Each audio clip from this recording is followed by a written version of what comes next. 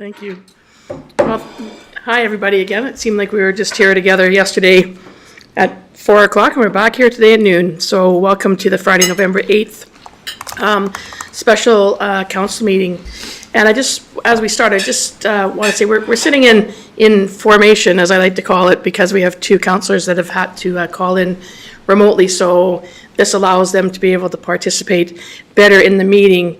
Normally, budget meetings are a little bit more relaxed than the formality of an official business meeting. So please don't be afraid to be eating, and as we normally would have a more sort of relaxed style today. I just think people are, like, we don't eat during business meetings on Tuesdays, but a little bit more casual.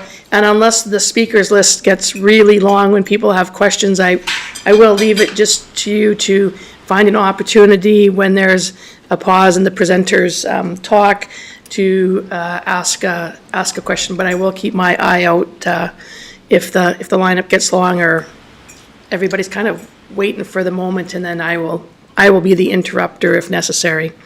So that being said, just a little bit of housekeeping for today's budget presentation meetings.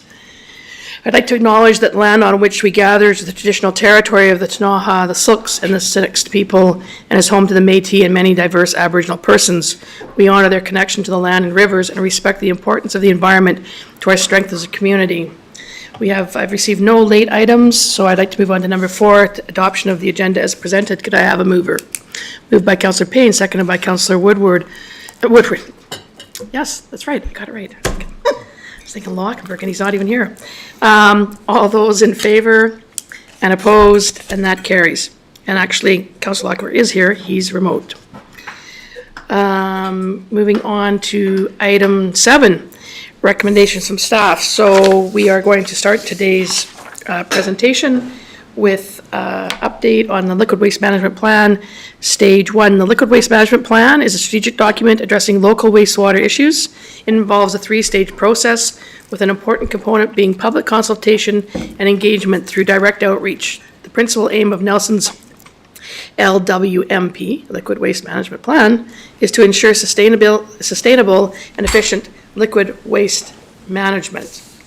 So, over to you, Colin. So we have Colin Innes in the hot seat for today's presentation. Okay, hopefully my microphone's working. Good afternoon, everybody. I have put together a really brief set of slides. I don't know if those are on the deck. Just on the desktop. Oh, has everybody got a copy of them? Yep. Oh, perfect. It's a very 10,000 mile overview. I thought that I would just, thank you, Amy. There we go.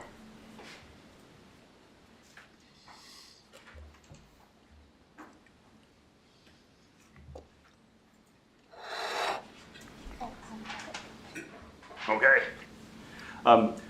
This is intended to be a very we gotta switch it up here, I think, Amy. Sorry, Colin. Oh, that's okay. We'll work out all the technical difficulties here.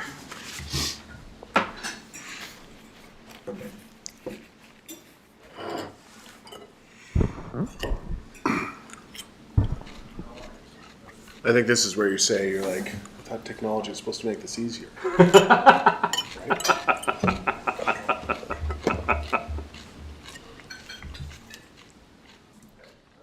It's kind of a trade-off. I remember carrying some very significantly large binders around with me. So there is a plus or minus, but I mean. There we go. You could have just employed somebody to carry the binders for you, and we'd be further Well, ahead. you know what? Back then, the councillor's wage, I think it's not very good now. Councillor's wage was like, I don't know. There wasn't a lot of room for a Sherpa. Sure. I'll take that wage over these house prices. I think it was like 7,900, something like that. So Wages did go up more percentages than the houses, but well, it's 7. That'd be started with a that'd much be about smaller 3 number. times. Houses gone up 4 times. About that. Oh, thank you. All right, well, I think it looks like our technical issues have been resolved here. So anyways, I've put together a very brief set of slides here. The intent of all of this is to lead us, hopefully, to us all having a conversation about the report that has been put together. I did a really high-level summary in the RFD that was attached to it. There's a lot of really good information in this report. It was actually kind of hard to write a summary document of it without starting to regurgitate out big chunks of the report, because there's so much great information that's contained in there. So I've left this at a very high level. You can interrupt me anytime you like with any kind of questions, and the whole intention of the presentation here is to hopefully engage everybody into some conversation on this, and so I'm just going to get going here. So as Mayor Morrison indicated, the Liquid Waste Management Plan is a strategic document that's to address our local wastewater issues. And really the major component of this, and the part that's really key to it, is the public consultation and engagement that we get on it. The desire is that we need to do something that's going to meet our technical requirements that we have to meet, but also what does the community want and what are the community's values, and for that to be built into what our solution is. So it's a nice process that actually allows the City of Nelson and the citizens of Nelson to actually have input into something that's a major piece of infrastructure and has long-term implications to the city and needs to work over a long time here. So this is a really important engagement activity that we've been pursuing here.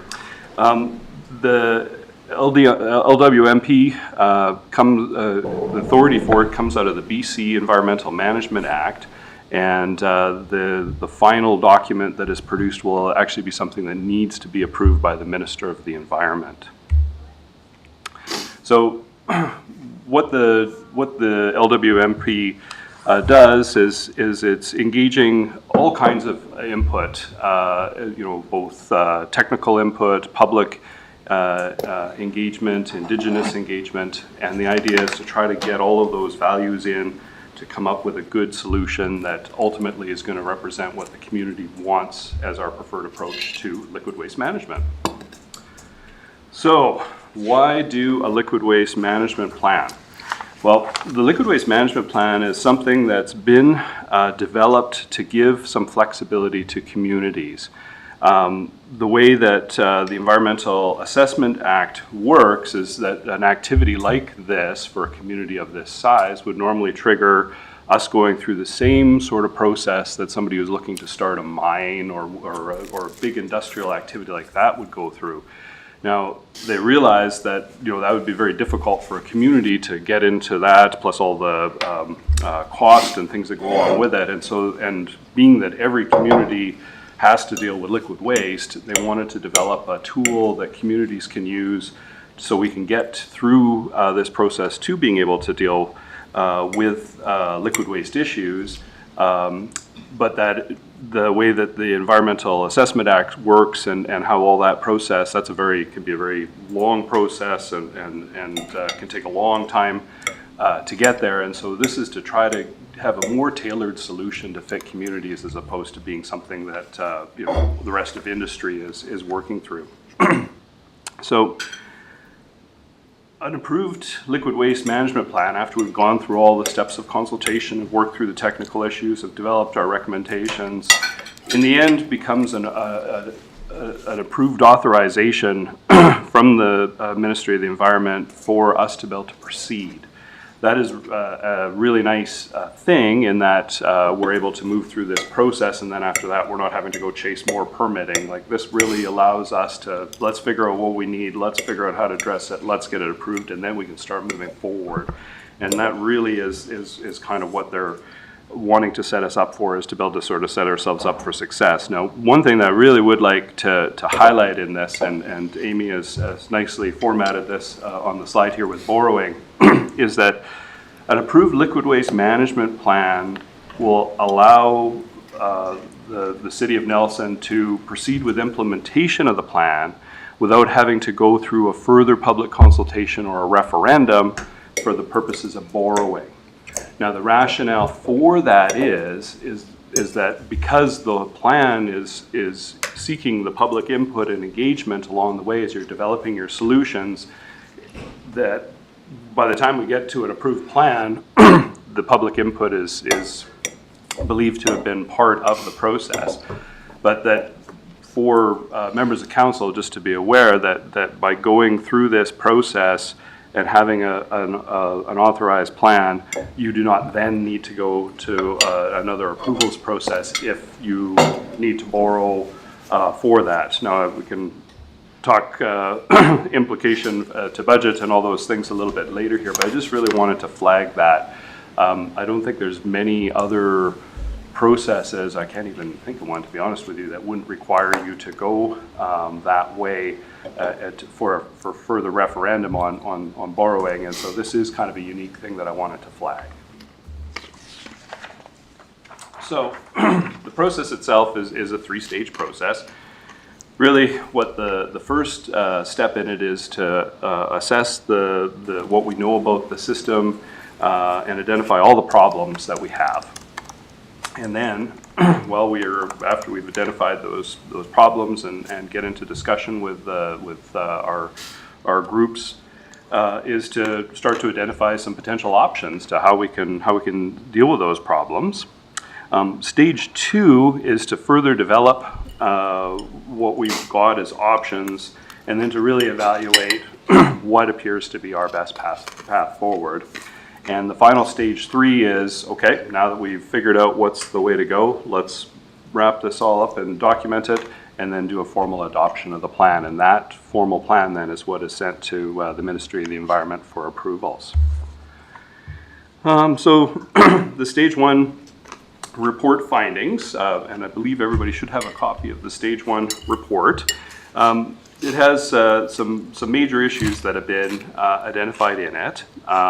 So I guess one of the most major important things that's presented in there is that our existing wastewater treatment plant out at Groma Narrows is operating beyond the design capacity of the plant. And so we're right on a, if everything's going right, we're able to just meet what our regulatory requirements are. But if you have any kind of upset or anything that happens, you're not able to always continue to provide treatment at the levels that we need to.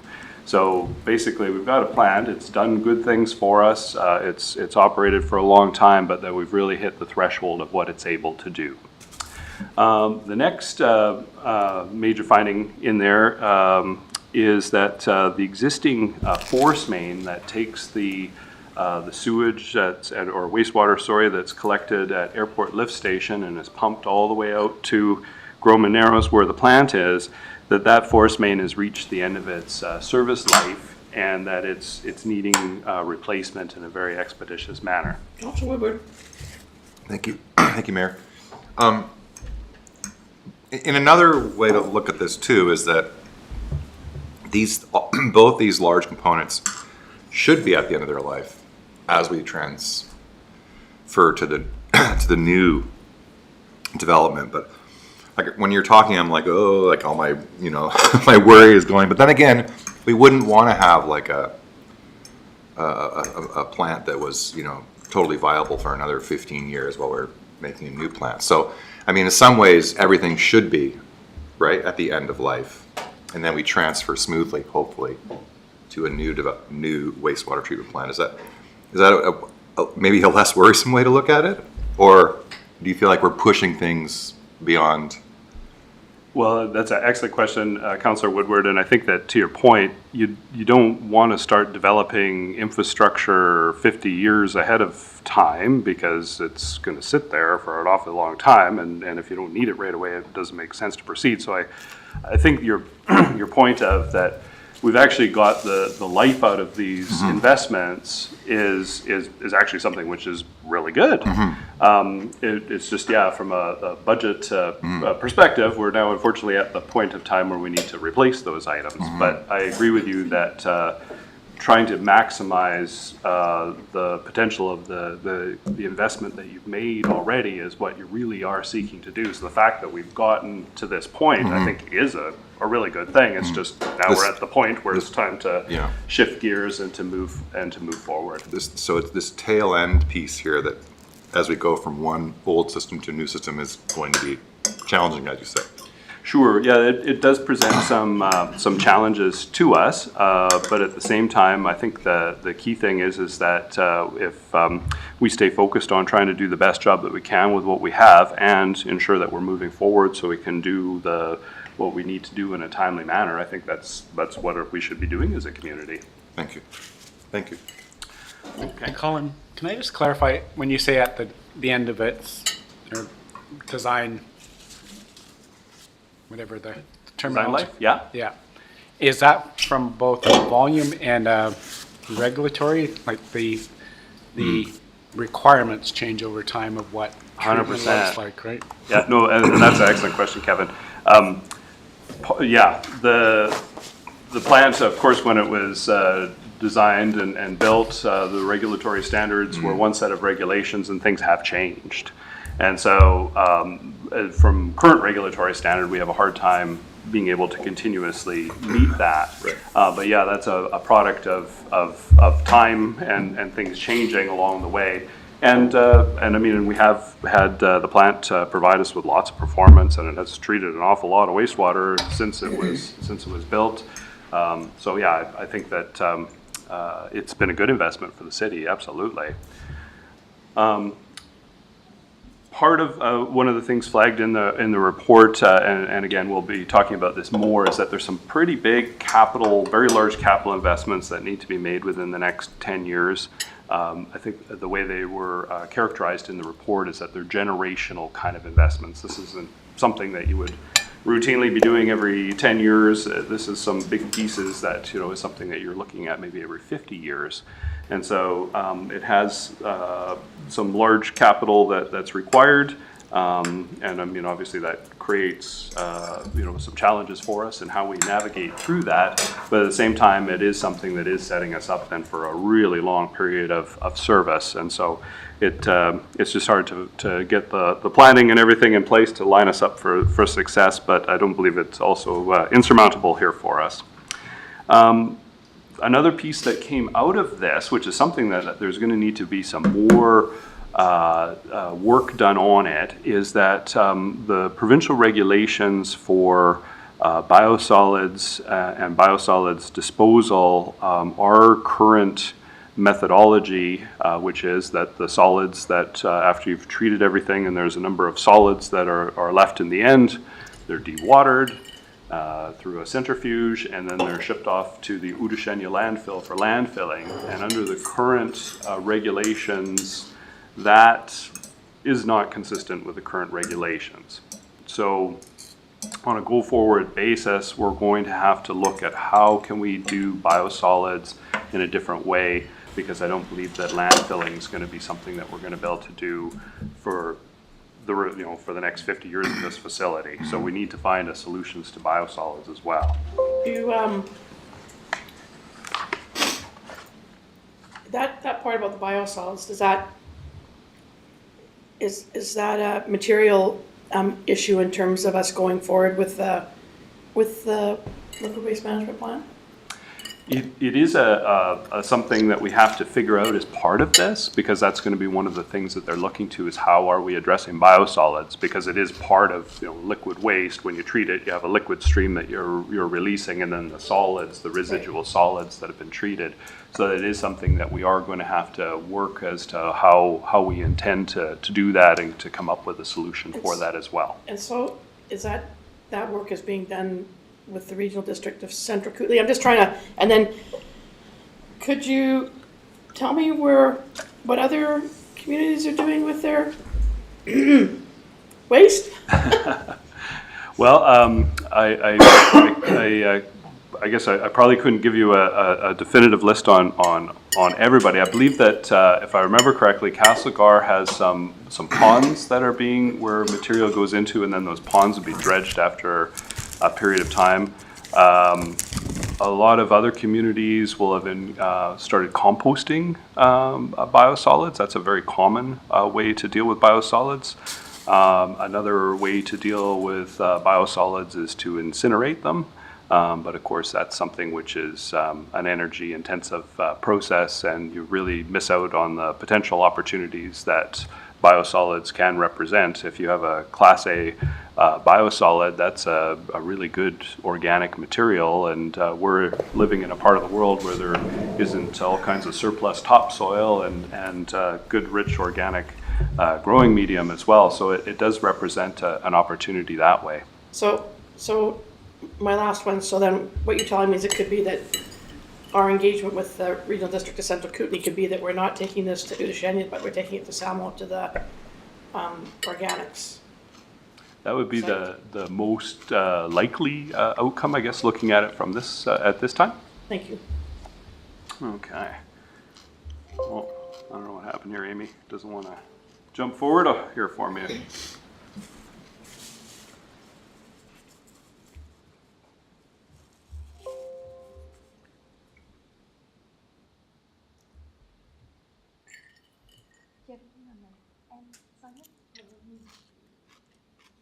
me just close this on my side. To try now.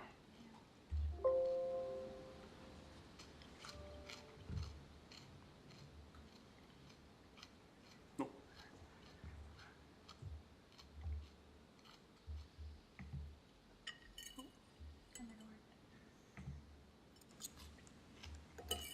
Okay.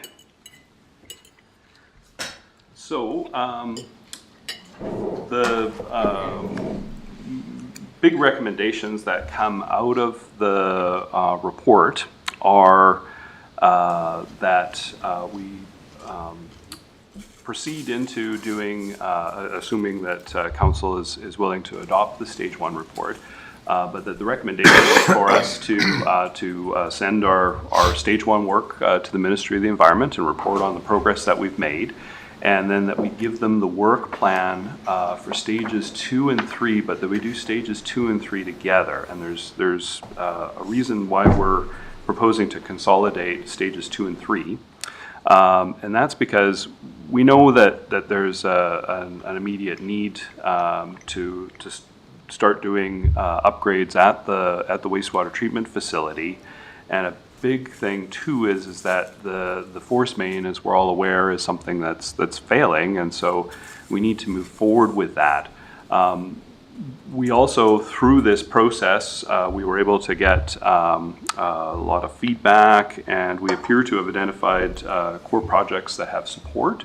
And so we're proposing that moving forward and consolidating those 2 stages, which is really to develop what we've got as identified for ideas, and then to pull that all in together. The reason we believe that that's important is that this would allow us to get through this process and then get on to being able to go with designing and start to work on those other follow-up activities. Mayor, if I may? Yeah. When you say you've identified support, is that support by the regulatory bodies? Oh, the support that I'm referring to, Councillor Payne, is that we had, there was public feedback that we received on this, feedback from our technical committees, and so it seems that we've got where the some. support was coming Oh, yeah, thank you for asking for Always the good to know. clarification. Absolutely. And so that's why we are feeling that this would be good. Basically, this will allow us to proceed in a more expeditious timeframe to being able to get into doing detailed design and moving the process forward. Thank you. Now, as I indicated earlier, the stage 1 report has identified kind of 2 different kinds of investments that we are needing to make. One of them, I guess there's 2 what they refer to as generational projects. And again, those are large capital projects that are something that will be the group of folks that addresses these, and then councils for the next 50 years won't have to look at it, and that'll be that next council 50 years down the road, that'll be the next ones that get to deal with the generational projects. So they're big projects. There's some big numbers, that have been provided as estimates. And so the two big projects, of course, are the upgrade of the wastewater treatment facility itself and then the force main replacement. Now, there's a number of other ongoing activities that have been identified as well. And they're activities that we do in a given year and are ongoing projects that we do. Things like renewing the sanitary collection system. So, dealing with either something that's broken or undersized and working with all the pipes in the ground and getting those fixed, dealing with lift station issues where we need to fix pumps and variable frequency drives and things like that. One of the other ongoing initiatives, which is something the city's been engaged in, is what's called I&I, or inflow and infiltration. And so what that relates to is water that gets, stormwater that gets into the sanitary system, whether that's through a catch basin that remains connected to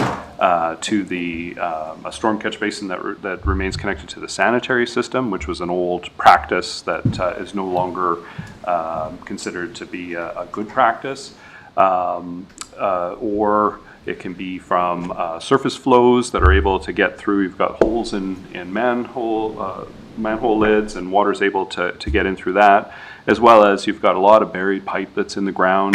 There's a lot of groundwater, and if you've got cracks and things in your pipe, that also provides a way for that inflow and infiltration to get in there.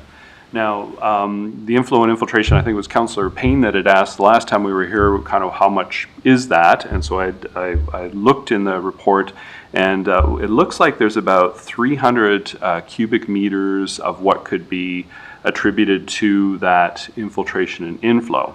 Now, 300 cubic meters, is obviously a fair amount of water.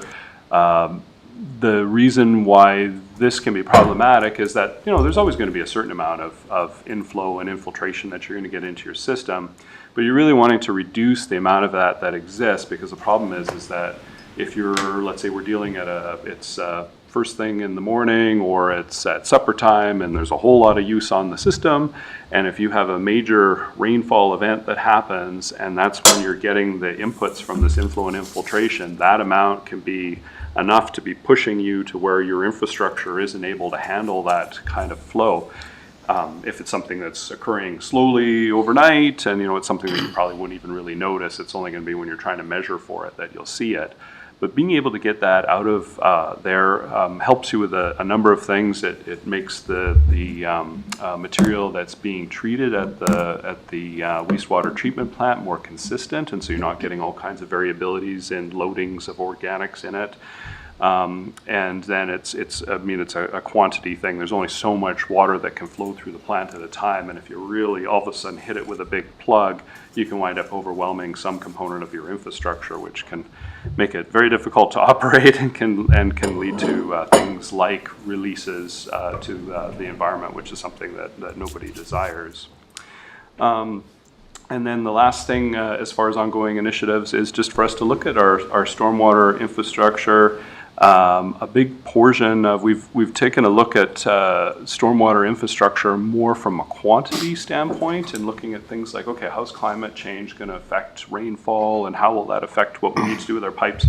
One thing that hasn't happened, though, is where we're actually looking at what's the impact that the stormwater that's being collected is having on the receiving body, i.e. the lake. The water that's winding up in the system is coming off of the roads and sidewalks, and so you've got vehicles, and if you've got hydrocarbons that drip off of vehicles, or road salt, we've got to put a lot of salt down in the wintertime to keep the roads from icing up. So it's those materials that then are being introduced into the receiving body, and so there's some work there that we need to do at looking at the water quality that we have within the system. So I think we've got some good information on quantity, but now it's more quality that we need to be addressing. And that is the 10,000 mile high thumbnail sketch of the report.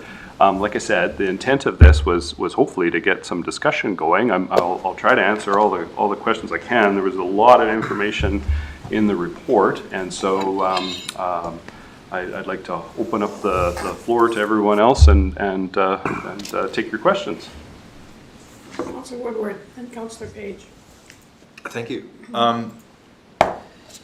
So with our sort of current guesstimations on growth patterns in the city, and I think we have 4 large buildings in the pipeline, and development will continue to happen, and I'm wondering how you're feeling about this, as we talked about earlier, this kind of tail end with the old system and capacity.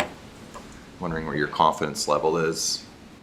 Sure. Well, there was a wastewater master plan that was done in 2022, and the report there looked at what the implications of the projected population growth up to 2041, and how that would be impacting the system, and then what are you identifying within the system that at that point would be hitting thresholds that just aren't able to sustain that. So there are, there's some infrastructure along Lakeside Drive as far as piping goes, and the lift stations that would require to be upgraded. But that's something where, when you're looking at the population in 2041, where they're saying that we would be, hitting into our problems at that point. So I think that, obviously, as you do the second phase and second and third phase of this work, you're going to want to take a look at your population projections and really try to fine tune that as best you can to come up with the best projections you have. But from what was done in the 2022 work, it looks like we wouldn't be starting to trigger a bunch of that stuff until 2041, but this is really giving us the time to start planning our way to how do we deal with that before we get there. So you're saying you have a fair amount of confidence that we're going to be okay with the growth rate that we have with the system, the old system we have, until the transfer comes to the new system. Is that what you're saying? That's yes, with the caveat that I would be assuming in that we would continue to move forward with this process. Okay. Good. Thank you. Councillor Page. So just from what I was able to see in the report, and I haven't had a chance to read it in detail yet. That'll be this weekend's bedtime reading to a certain degree. Is there's conversation in there about siting and about some of the barriers around environmental remediation if we were to consider 70 Lakeside Drive. And my question really comes down to, over the long term, considering that we may in that case not need a force main if it was located on the edge, located within the city itself here.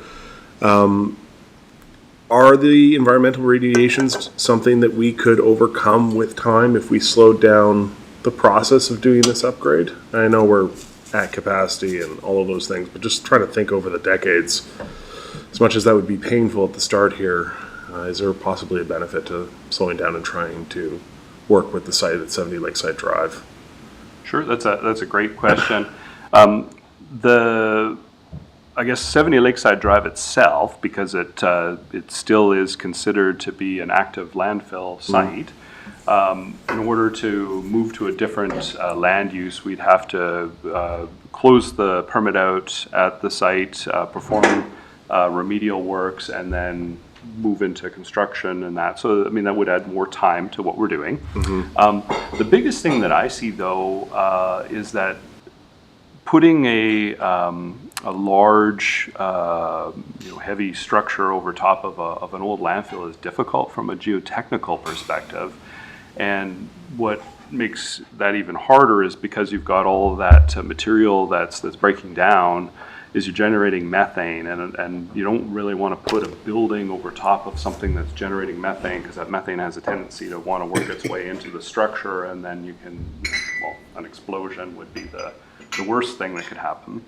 One of the other things, though, that I think is really worth highlighting is that a big reason for putting the plant originally out at Groman Narrows was because of, literally the things are narrowing there, and with the velocity of water that's moving through there, the mixing zone there is actually about one of the best places that you can put a release of the treated effluent into into the lake and to make use of that mixing zone. Okay. So my personal thoughts are, this isn't in a report, this is just my personal thoughts, would be that if you were to build a plant here, and just the way that kind of some of the back eddies and things work here with that I still think that even if you built the plant in town, you'd probably still be needing to build that pipeline to get it so you could actually release in a good mixing zone. Right. And so I think that you would kind of largely be building the same kind of infrastructure, you just kind of be moving the location of the plant itself. One of the other things to consider with wastewater plants, and I mean the staff at the wastewater plant do a really great job in running it, but there's times a year where odor really becomes a challenge, like especially when it gets warm out. Plus, if you have somebody do something like introduce a lot of grease into your system, all of a sudden that can create some upset, which creates problems out at the facility. So there can be a lot of odor concerns with that. So moving that closer into town, I could see there being some problems on a go-forward basis and having to deal with odor issues. And so, yeah, that would be, I guess, some of the things that I would caution with use of the 70 Lakeside Drive site. Okay. I might just add that we had, outside of this, we had some discussions with the consultant that we were using. And, to Colin's point about odor, they said that typically what you see when a wastewater treatment plant is moved closer to town or built closer in town is that there's a significant more amount of money spent on sort of, odor control for one, but then also beautification, like trying to make it not look like what it is, right? Because it does become a central piece in your town. So a lot of those costs go up on those sort of more cosmetic things that come with that. So. Okay, great. Thanks. That's what I was curious about. Supplemental, right? I got maybe 2 or 3 if I can just go through. Keep going, and then I think Councilor Payne looks like she's got a few. Okay, also going through the report and the Indigenous consultation component, they talk about the pharmaceuticals, like you've given us budgets for the improvements. Can you speak a little bit to what might change with the technology to deal with things like pharmaceuticals and Sure, that is a good question. That is actually, I guess, kind of one of the emerging issues in wastewater treatment, and that there really wasn't a lot of emphasis put into dealing with, even thinking about having pharmaceuticals going into the system. Part of the technical work would be identifying what we're seeing as baseline levels of things, and then what could we do within our treatment process to address that. And so there are treatment methodologies that can reduce, all kinds of various elements in that, and it would be a matter of us determining what it is that we need to do. So I think that there would be a technical package that we could get that would address that, but that's something we'll have to identify what it is that we're actually after, whether it's something that's some kind of filter material or some kind of active treatment in order to be able to address those things. I know, I think it was that they had done a study in Italy, and they found that if they tested the wastewater after a weekend, that there was several illicit drugs where they could actually see an increased level in them appearing in the system. And so, I mean, there's definitely, if people are consuming things and it's passing through our systems, it's also being passed into our treatment system. Okay, so that'll be part of the looking at and the betcha. detailed design. And then finally, on the upper bounds of the population expectations, do you have a number out of that report on what we're anticipating for 2050? For me, I'm like, there's restraint on land size out there, so time to do upgrades later. There may be shifts as things densify outside of the city, and a need to time at some future date, but I just want to make sure we're basically prepared in some way at this stage when we're doing this design to continue to accept liquid waste that might come on stream in the future. Yes, and I believe that the answer is that yes, there is the capacity built in. I remember seeing the number though. There was some population numbers that were provided. So 20-year table one, so the projected 2041, so they were projecting that we were going to have in the next 20 years approximately 3,000 more people that would come into the city. City But proper. with I think the one thing that needs to be, as opposed to just running with this number, that needs to be considered in the phase 2-3 work is there's been some recent changes that have come from the province about, the increasing, wanting to see more, I guess, sort of densification of, allowing people to have laneway houses and those kinds of things. And so I think that one of the things that we would really want to do is to make sure that with those changes and that are now being allowed for, that they take a good look at that and see how they feel that would change the number. My guess is that they would probably say that the population number would increase slightly from that. So we would want to design for what we believe that ultimate population would be. So the future proofing I'm looking at is Blewett, which is not in the city, and I don't think that 3,000 number captures any potentiality to eventually do some sort of liquid waste management there. And I know that's an RDCK dominion and responsibility. If that, would there be a barrier in the next 20 years if some sort of political motivation at some point wanted to tie in that area? Would we be restrained and unable to do that, and they would have to build their own plant somewhere on another site? Because of, that's that's where I'm at. Sure. Thanks for the context there. I think what the population projection that we get is obviously going to be based on what the constraints are that we tell them that we want them to look at. Yeah. So if there is a desire for us to be able to have some additional capacity for something like being able to bring Blewett into the Or at system, least know we can do it. then so where we would need that is to make sure that we've looked at that in our stage 2-3, and so we could then have a technical plant that would allow for that to occur. Now, is that, I would think that probably how they would handle that from a design perspective is that, because that wouldn't, unless we know for sure that that's going to happen, Totally. is that you would be looking at how can we develop the plant in such a way that if there is the need to bring on that additional capacity, that you've kind of done the development with an idea of a modular approach to bring on additional capacity.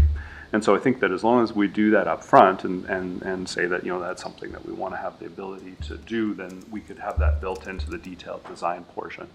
And finally, if I may, sorry. So the site there's that carve out of the lake that kind of comes in around the other side of I want to say the aerators. I know there's some challenges, but if we needed to get approvals to increase the land footprint that we have, is there a potential for that? There is a potential for that, Councillor Page, and actually we've got the consultant engaged in taking a look at what we would need to satisfy to be able to do that, and so we've actually done some preliminary work on that. I feel that just in being able to build this plant and continue to operate successfully with our existing facility, because that is the thing. We need to build a new plant and keep the old one going until the new one's ready to go. That will probably need to have more footprint. So I think that space probably is something that will be needed. And so that's why we've started on the work in order to determine what kinds of things we'd need to satisfy in order to be able to make that a reality. Great. This is my last one. Essential list. I'm sure you're going to come up with another one before we're finished. Councillor Payne. They're all ones that cross my mind, so I mean, all mine. Okay, I won't take I figure by the questions. time you're done, I'm not going to have any, so yeah. They're good Councillor Payne. questions. He covered a couple of mine as well, but I still have a couple more. I'm interested in future trends. So studies have demonstrated that water metering generally has a reduction in use of about 30%. Would that affect the outflow and make it more manageable from, forecasting what the treatment plant facility is?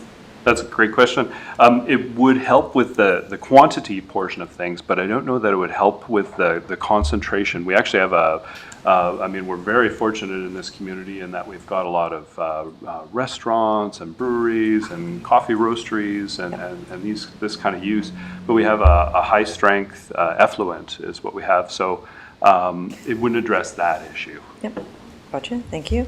Okay, and then going forward, there's also a number of building code changes that are being considered. Two of them that I think affect this are more openness to composting toilets, in addition to a focus on the possibility of gray water systems being introduced. Again, what sort of effect, if any, do you think, would have on our wastewater system? Well, that's a great question. I mean, if everyone in town was to move to a composting toilet, that would change a lot of flow. Well, we know everybody's not going to do it. Yeah, we know everybody's not going to do it. That would have an impact. I mean, there are a lot of other water uses that you're using. It'd be more your gray water uses that would still be, you'd still need a treatment plant in order to address those things. But yeah, composting toilets could be a helpful way to reduce some of the demand on the facility. One of the other things that was considered, and I think if I remember right, it was in the 2022 document, was that they were looking at, okay, well, we've processed this water, we're going to be releasing water to the receiving body. I mean, you've got a decent quality water. It's not something that you can just use in there's a lot of regulations surrounding it. But the thing that they had looked at the time was that, if our plant was right beside a big orchard or a whole bunch of farming or something like that, that would be a logical, hey, we can make efficient reuse. They had looked at where the plant was situated, and they couldn't think of a good way to make real good use of it. Vertical agriculture? And again, that could be something that's explored for sure.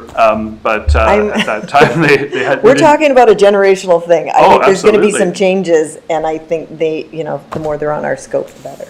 Yeah, no, and that's an excellent thing to be thinking about, because there likely are going to be a lot of changes that we are going to have to make over the next 50 years, and so we need to think about these kind of things.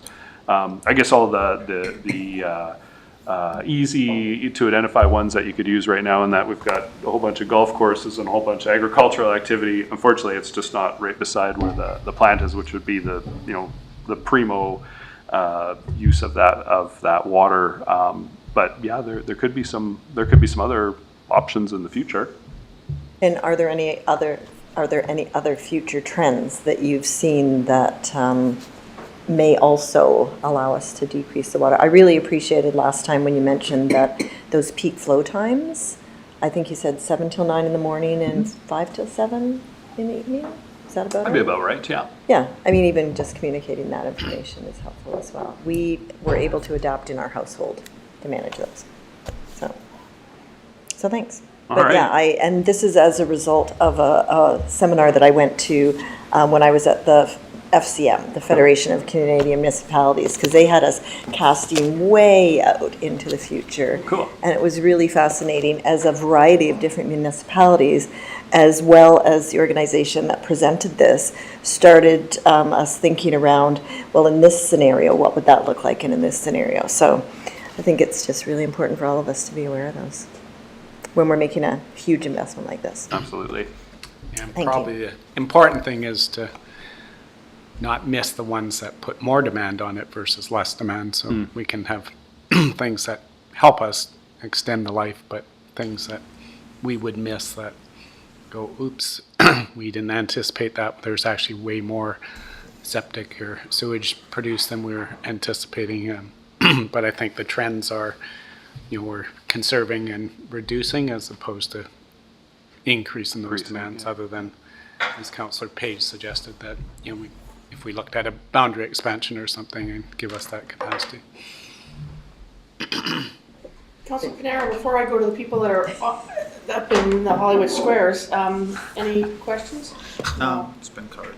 Okay, Rick or Kate, any questions from either of you? Oh, I'm good, thanks. Okay. Counselor Tate, you've popped on. I'm assuming that I can see your face, so maybe you have a question. No, I'm good. I'm following along. Thank you. Okay, thank you. Okay. That could be. What about my question? I thought Keith had another one. See? What about me? Didn't I just say you're gonna have another one after Counselor Page? Well, I so said right. I And said here I he had one is. then. I was parking Like it. cosmic. I got one after him. Okay. Thinking of the force main into the future, and it speaks in the report about the difficulty of executing on those repairs while we have to work on these things. Knowing that there'd probably be some additional costs if we looked at twinning that line in the future. So there's always, we might deal with reduced capacity when we have an issue with one or the other, but we always have two. We hadn't considered that out of the gate. That is something, I guess, that certainly could be looked at. But the thing that really we were discussing was the material type and the means of construction. And so our existing line is, a whole bunch of pipe that's been assembled, and so you've got where all your pipe connections are, and those are all the places that, no surprise, after the end of it, that's where your problems are. So what we had talked about was approaching it with what's called a butt fuse poly. So basically, you're going to have a seamless pipe that would go from end to end, and that pipe has a 100-year lifespan. And so that's what we had been looking at, as opposed to having two pipes there. That is something, though, that would obviously provide a backup system, but that would also represent potentially an awful lot of infrastructure that you may not need for a very long time. Okay. So you're saying we're going to have a stronger pipe that won't be subjected to deterioration as much, but what about a catastrophic failure due to some sort of impact?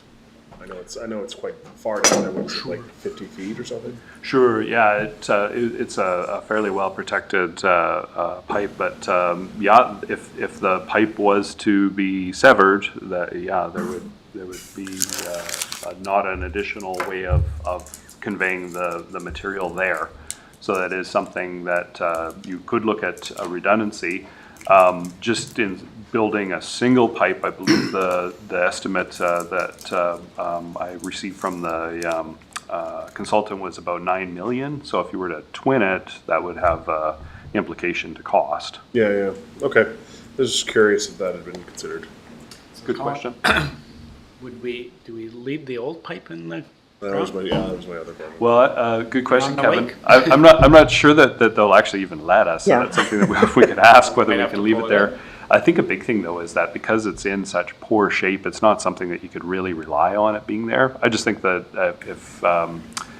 if we don't have to remove it from the lake, that could be something which would potentially save us some time and money in doing the work that we're doing. But we may very well be requested to remove that.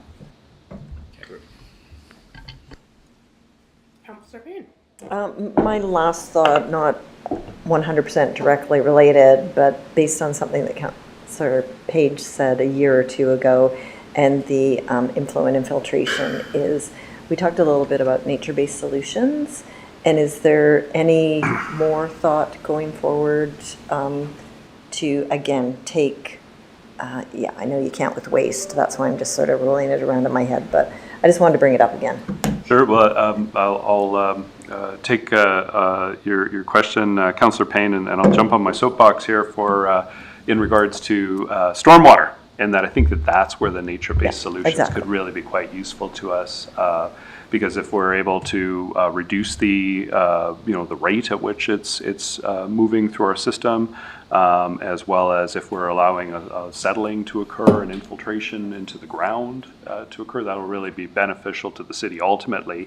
I don't know how we could do it in the wastewater end of things necessarily. No, and that's not what I was thinking But about, for the stormwater end of things, I think that those are actually going to be pretty important to us. Otherwise, we're going to be building an awful lot of pipe to deal with stormwater.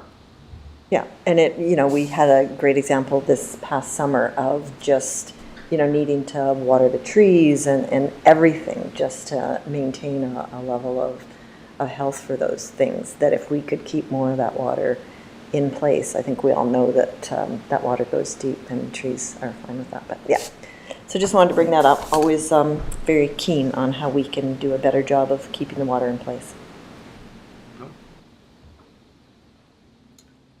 Okay, so seeing no further questions, it's still a beautiful day out there. It's 1 o'clock. I don't see any other questions, so thank you for your time. I guess you probably want us to know whether or not we, as a council, because there are two recommendations actually at the end of this.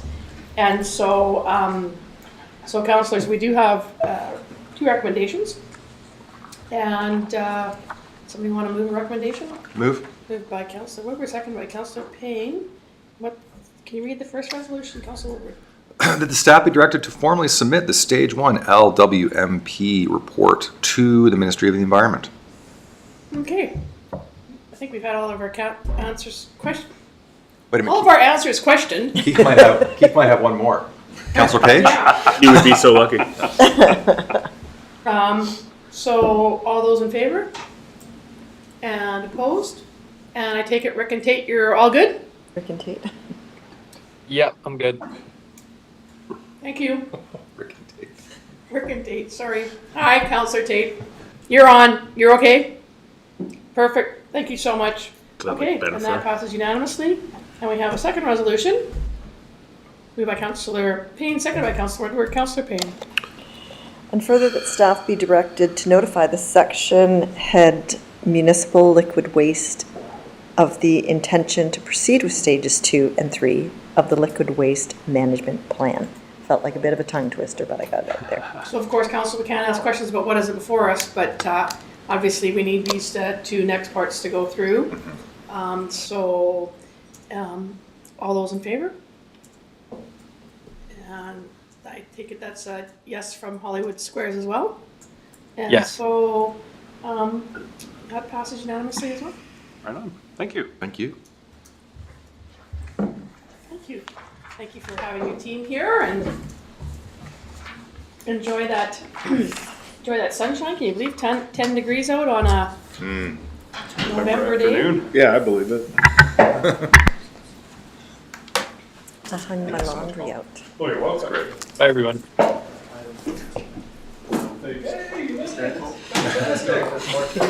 think I'm here for the rest of the budget discussion here, so I will relinquish my chair though, and have the ladies in the driver's seat. I don't have a RFP for resource, we just have it on the things. Okay.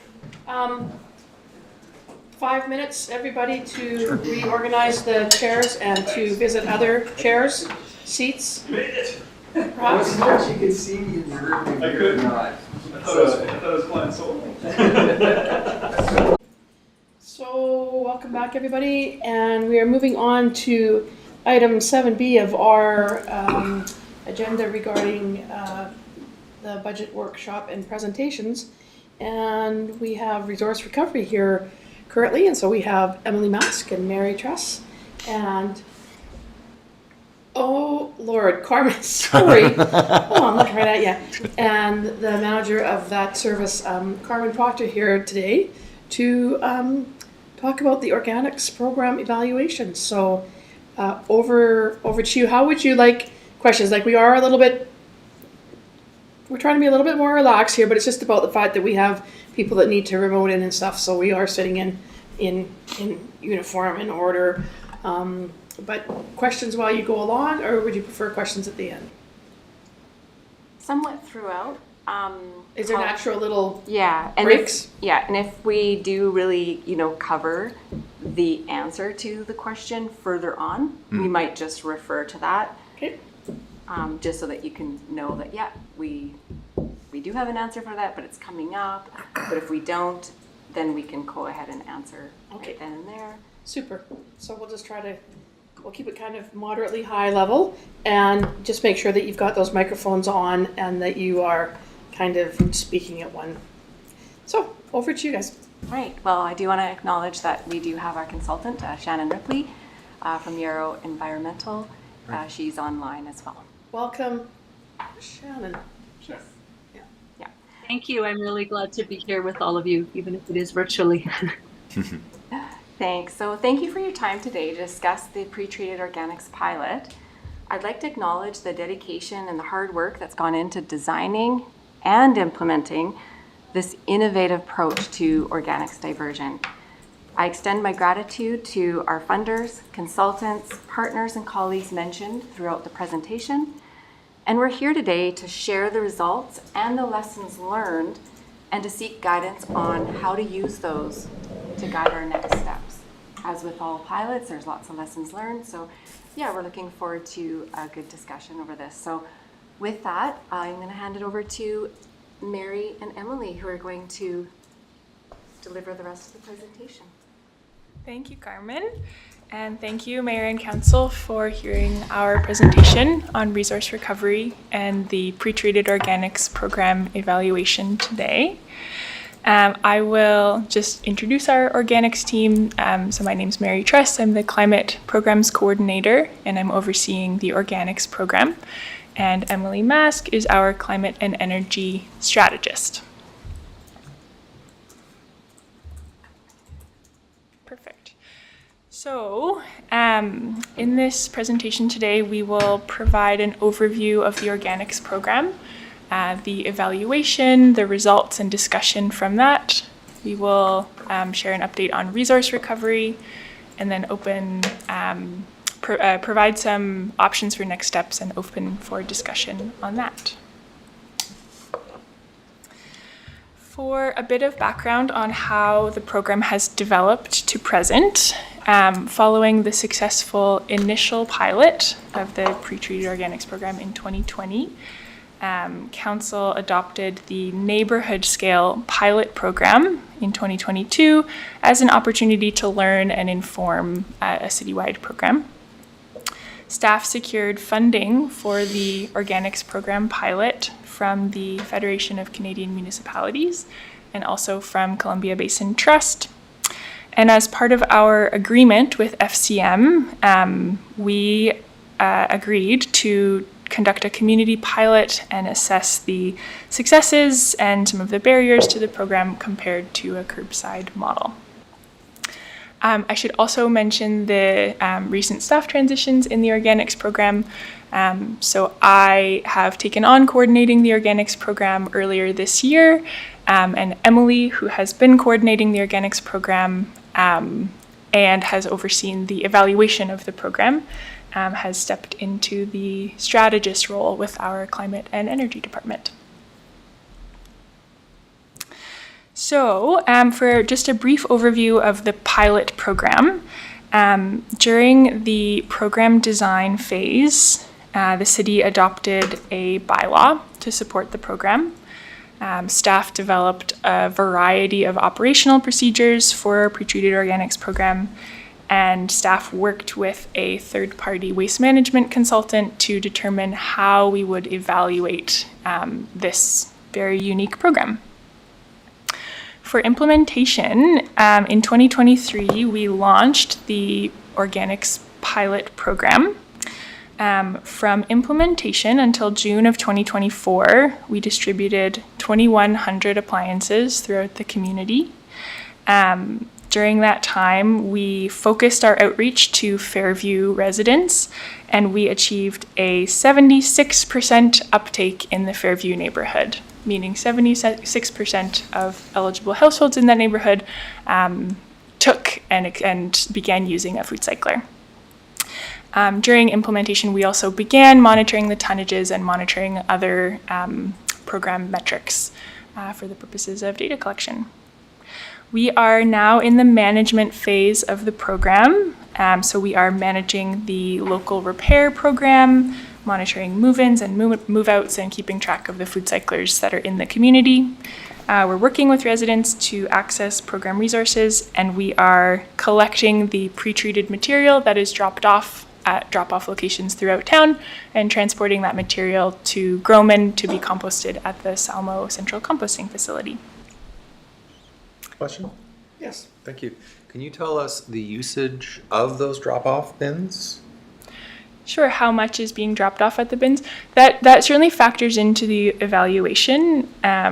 Is it fair just to speak to it during the evaluation? Well, I guess maybe would you say? you don't have to go into the technical. I'm just like, is there volume? Is it being well used? They are being well used. Okay. Yeah, it changes seasonally a little bit as people use the material at home more in, say, the spring and fall.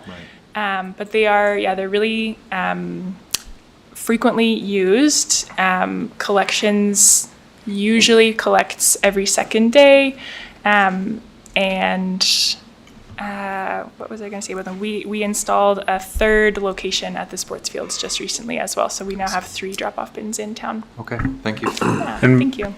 I think Charlie has, what are you saying currently with the drop-off bins? Picking up every single day currently. As we go into the winter season, we see a lot more freezing, so the bins get a lot dirtier. There is contamination with it, but it's not a crazy high percentage. But our pickup regime is every day currently. We do cover quite a bit of that. Sure, part of the- sorry. Part of the program. Oh, yeah, no worries. Okay. Just so you know, we will circle back to it. Sure, okay, thank you. Great.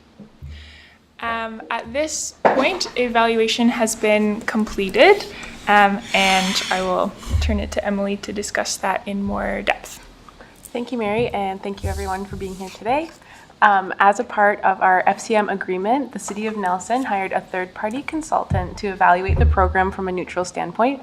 That's Shannon Ripley on the line from Yarrow Environmental. She also worked alongside our John Paul from Transform Compost Systems. He's our senior advisor on the project. Prior to delivering the program, we worked with Shannon and John Paul to determine some of the key performance indicators of our program and help us evaluate it in these 3 areas, which are environmental, social, and technical. We also collected a plethora of other valuable information. As we are the first of its kind program, there's lots to take note of, that's for sure. Our team did an outstanding job of data collection at every possible opportunity, and here are a few examples in each category. So for environmental, we sought to learn what was the comparison with wet traditional curbside collection. We were looking at diversion rate, greenhouse gas reduction, human-wildlife conflict, and the usage of the soil amendment at home and in other facilities. Socially, we were looking for participation levels, resident satisfaction, convenience and barriers. And technically, we looked at the soil amendment management from operations, storage and transportation to the compost facility, and any challenges and solutions for the use of the appliance. Another thing considered was the logistics of distributing and monitoring the use of the food cycler and how the project operated. So firstly, I'd like to talk about our methodology for the environmental evaluation. We're going to start with environmental because it takes up the majority of our time, and then we'll go into social and technical. So for the methodology, given that this program has never before been evaluated on a community level, we were tasked to create an environmental evaluation metrics using some outside of the box thinking. We took a unique yet methodical approach to understanding how to collect this waste data for use of determining the environmental impact. So to do this, we analyzed 4 years of garbage tonnages from our curbside collection program. We totaled this into quarters, and we evaluated this prior to the program and following the implementation of the food cycler program. We did measure the total of pre-treated waste volumes used at the drop-off location at the public collection sites, which gives us an indication of diversion.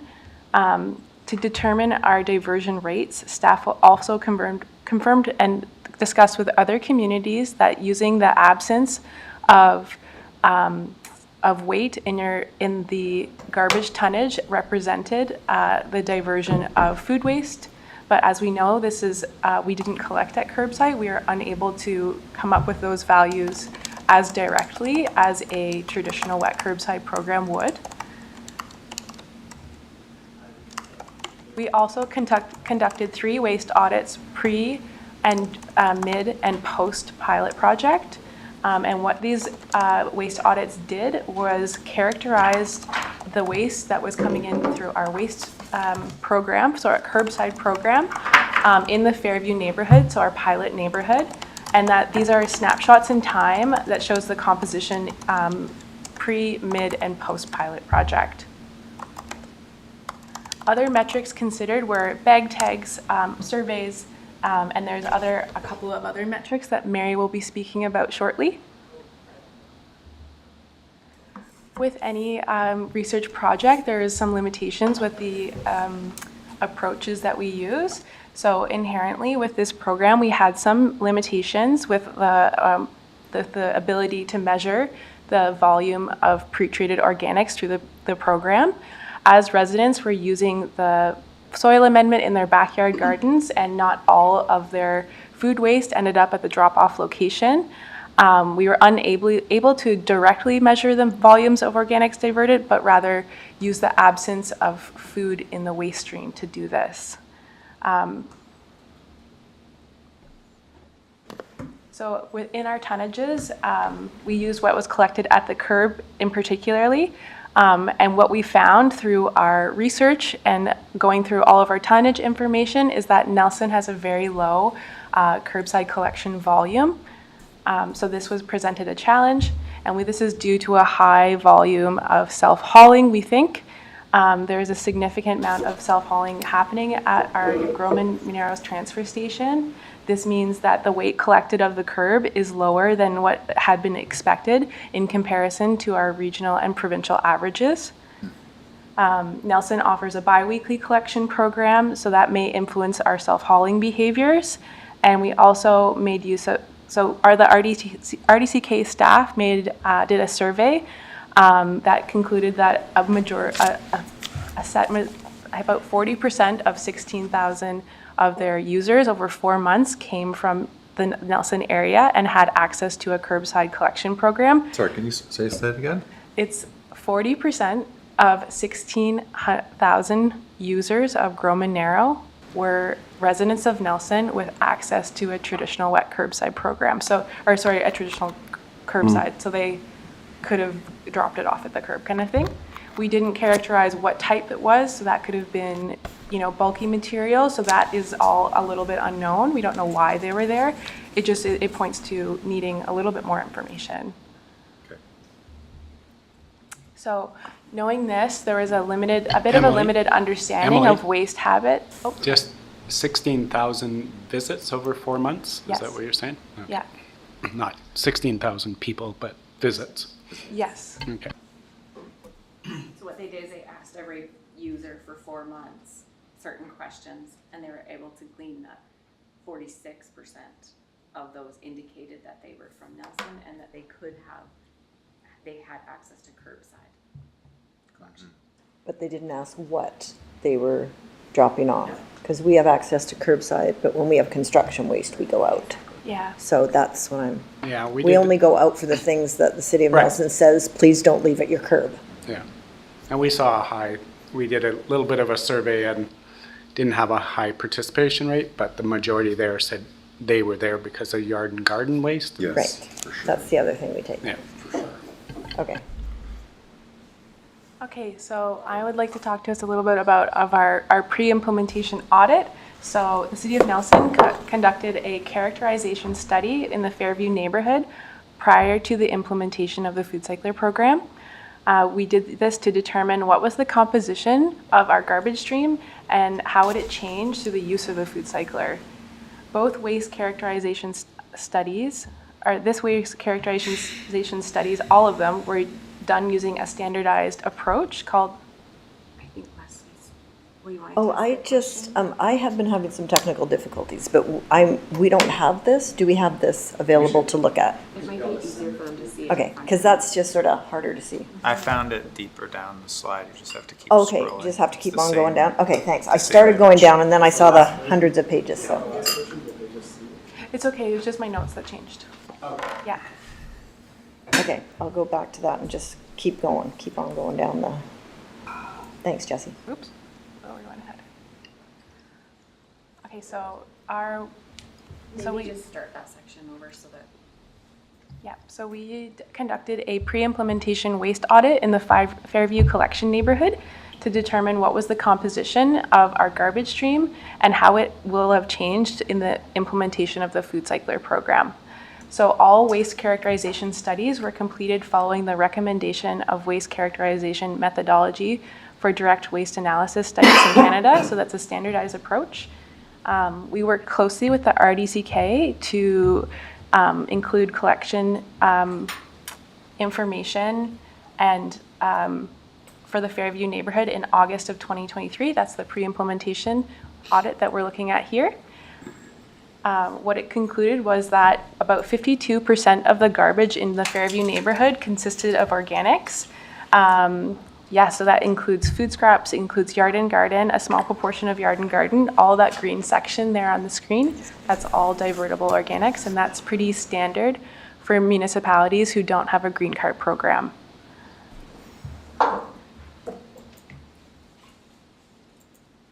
Pre-implementation, the city also learned that we collect about 170 kilograms of waste per household per year. And by analyzing these 4 years, we noticed that this is a notably low volume of waste in comparison to our regional and provincial averages. Can you say that number again? Sorry. Yeah, it's just at the bottom there, 170 kilograms at curbside. So that's only the curbside volumes, kilograms per household per year. So households are per dwelling, so that would be, even if you have a secondary suite, that would be 2 dwellings. Emily, I'm just going to jump in briefly just to clarify that that is garbage and doesn't include the curbside recycling the city is collecting. So that would be something. Often waste is kind of used as a broad description, but it would be the 170 kilograms of garbage per household per year. Well, so that might actually then reflect the fact that we're very good at potentially, hopefully picking out the right things that should go into recycling and actually using that stream of what we offer as well. And Thank you. And it does, you know, that self-haul comes into that number. Because when we go, we'll show numbers later when we actually measure the garbage that people put out. It's higher, you know, obviously quite a bit higher than the 170, because there's some people have their garbage out, some don't. That's an average of those that have their garbage out and those that don't. Councillor Payne, you have another question? Sense. Well, I guess I'm interested because I remember doing, before I was on council, I remember seeing a study of the number of households that did backyard composting. And my recollection was that that was significantly higher in the Nelson area than in many other places. So I don't know if that's been taken into account, but that may have been one of the reasons that we started off with lower waste weight. Yeah, Than the provincial average. Yeah. we did a pre-implementation survey, and we found that about 70% of residents had some form of organics diversion, whether or not they're diverting all of their organic waste and what some of the limitations of that might be. That's what we know. Yeah. Yeah, well, it's the way you've got it broken down here. I mean, food waste unavoidable. We don't put pasta in our backyard because that's attractant, whereas food waste avoidable we didn't. So yeah, thank you. I can chime in that unavoidable and avoidable because I know sometimes there's a bit of confusion around that. When we're doing a waste audit, unavoidable food waste is things like coffee grounds or a fruit peel, something that you wouldn't normally eat, a tea bag.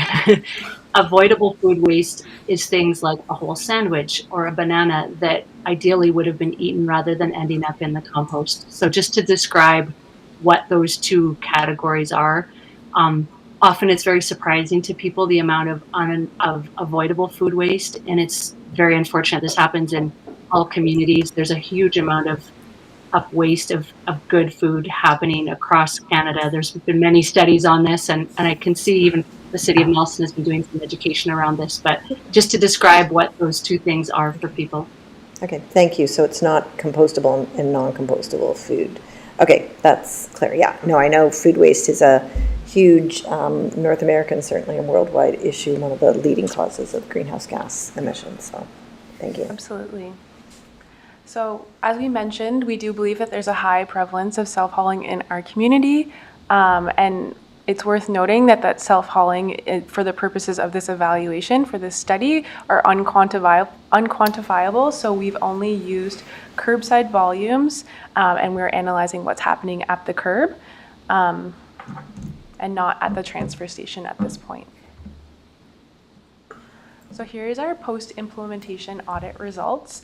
As a part of the July 2024 waste characterization study, separate garbage samples were collected from households that had signed up for a food cycler and received their food cycler, and households that did not have one. The first chart shows the composition for Fairview households sampled that had a food cycler, and the second chart shows waste composition for food cyclers that did not. There's a greater proportion of compostable materials in the garbage of households that did not have a food cycler, so that's very similar to the first graph that we saw at around 50% of food waste in their garbage. And then the food cycler, the residents who have a food cycler had an average of 37% compostable materials still left in their waste stream. The non-food cycler households had a garbage, like I mentioned, similar to pre-implementation audit. And then our curbside garbage tonnage suggests that in Fairview, the pilot project lowered the quantity of curbside garbage collected by 32 kilograms per household per year.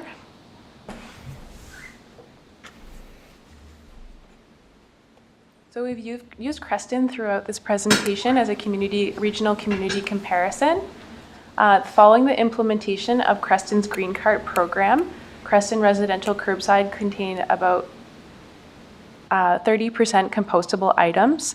The proportion of compostable items in Creston's residential garbage was lower than the overall Fairview neighborhood in July of 2024. So that's at 40%, so that's a 10% difference, and lower than Fairview residents that had a food cycler in July of 2024. Emily, sorry. Council, I just forwarded the slide deck if you weren't able to find it. Well, on email there. it's in the, as Councillor It's in the Pinero said, report. it's in the report, but they're They're not labeled side by side. differently, so Yeah. I'm having a hard time finding it in time to listen, which would be valuable. Yeah, So I just thank sent you. a PowerPoint so Yeah, you can thank you. get caught up there That's and have so a look at great. those percentages. Thanks, Carmen. So you'll see that Creston also has 191 kilograms at curbside, so they have more volume getting collected than the city of Nelson does. Yeah, that's worth mentioning. So as I mentioned, the food cycler program is diverting. Sorry, can I just ask a question about that? Yeah. So, part of this whole program that I always remember in the very beginning was, not having bear attractants or bins all over the city full of food. I mean, that was one of the drivers for sure, and the geography of our city is super steep, and now Creston's geography is quite different. It's much flatter. Is that's correct? Mm-hmm. So I'm just wondering, maybe you'll talk about it later, but that does have an element at play here. Is the geography of our town and how we actually pick up waste Totally. comparatively to other places that might actually be more curbside curbside collection might work better in other places because of their geography, where here it might not work as well. Mm-hmm. Totally. We did use, for this next chart, the regional district of Kootenay boundary, which includes Roslyn. But yes, that's definitely something that we're going to get to. Okay, thank you.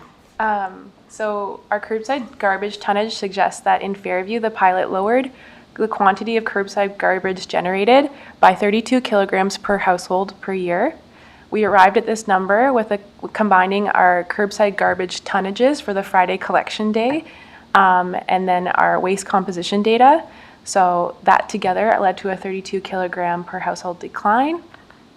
And we have used the 32 kilograms per household to do all of our greenhouse gas estimates. And so we have a couple of the communities here, and I think it's worth adding context to them. So the Regional District of Kootenay Boundary, they launched their program at the exact same time as us in Roslyn, Warfield, and Trail. Their program is just a year old. They've had a pretty moderate approach to education. The town of Creston has had a year longer than them, and they were implemented in 2022. They're a food waste only program as well.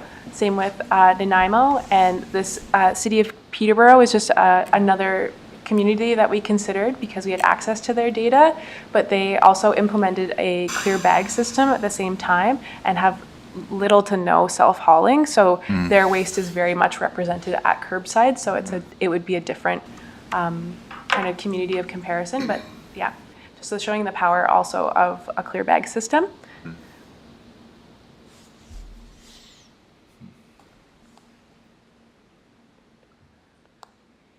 So Peterborough also includes yard waste as their pickup. No, it's food waste only. No, it does not. So Well, that too, they do yard waste, what I saw, but this is the food waste portion of it.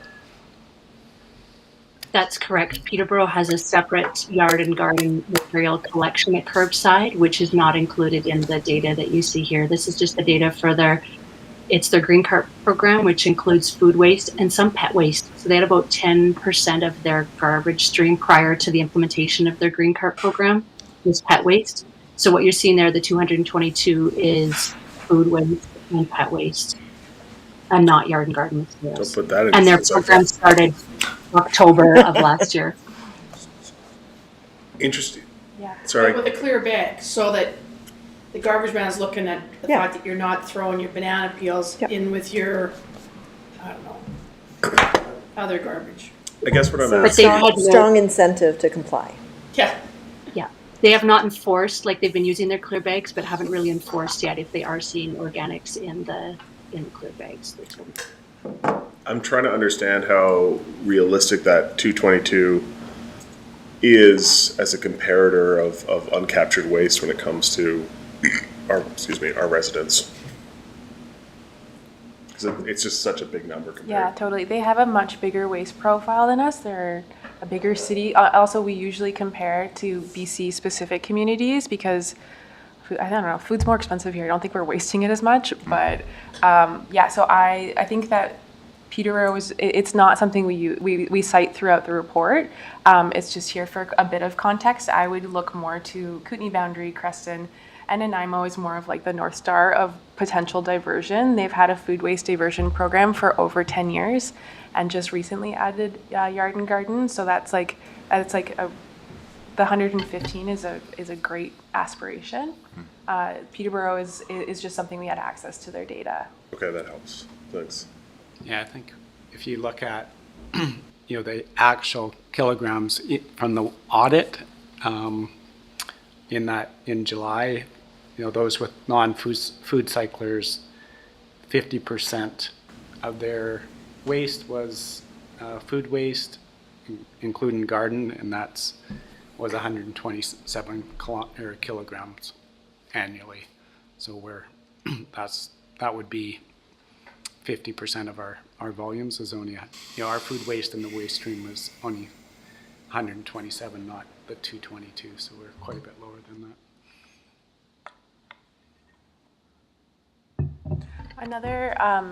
Another worthwhile mention is that we collected approximately 40 tons of food scraps using the drop-off location. So that's both locations at Safeway and at Public Works. So that represents, when you break it back to what it would look like as a wet volumes, it's 20 kilograms per person per participant of the program that are using the drop-off location. So it's in line with what's being presented.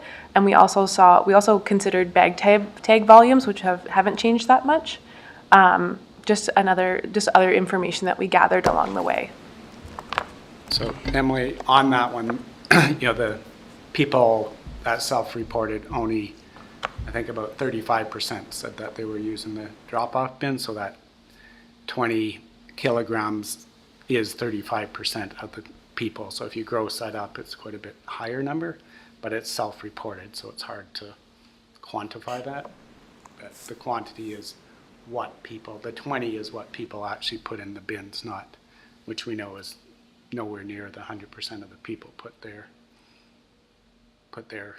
compost in the bins, right?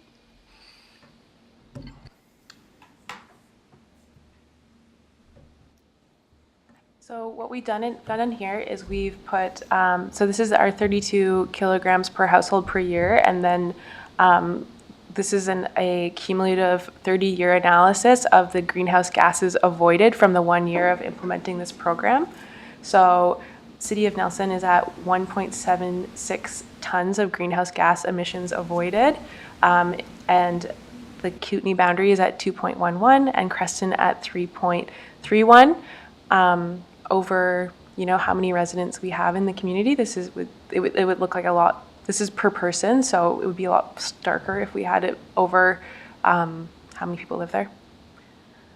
And Emily, this would just be for Fairview, so that is at the participation rate in Fairview rather than the whole community on a per household basis.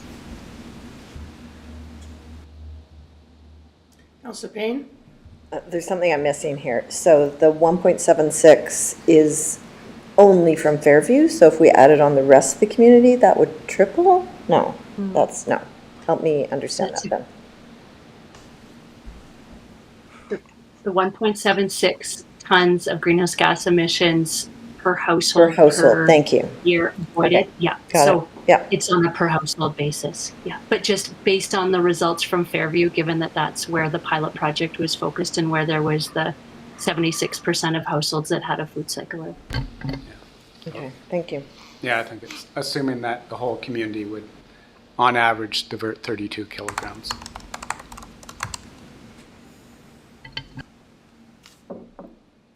So this is to Councillor Woodward's point about wildlife concerns. So one of the key element of implementing this program was hoping to curb our wildlife attractants. And what we know is in BC that food waste and garbage is our biggest source of attractants with wildlife. So through the project, we tried to evaluate if this was working in that area. And it wasn't possible to quantitatively measure the impact of the pre-treated organics program on the human-wildlife dynamic, just because it's very complicated. So the food cycler amendment can be an attractant. Food waste in the waste stream is an attractant. Backyard composting is an attractant. Like, these things it's all about how you manage them. Some residents we know that it was a huge motivation for people to join the program because residents really wanted to also curb their wildlife attractiveness in their backyard. We know that people were very motivated by that, and it was a huge draw to the program. We know that residents even stopped backyard composting before the program. And WildSafe BC has indicated their support for the program throughout our whole journey together.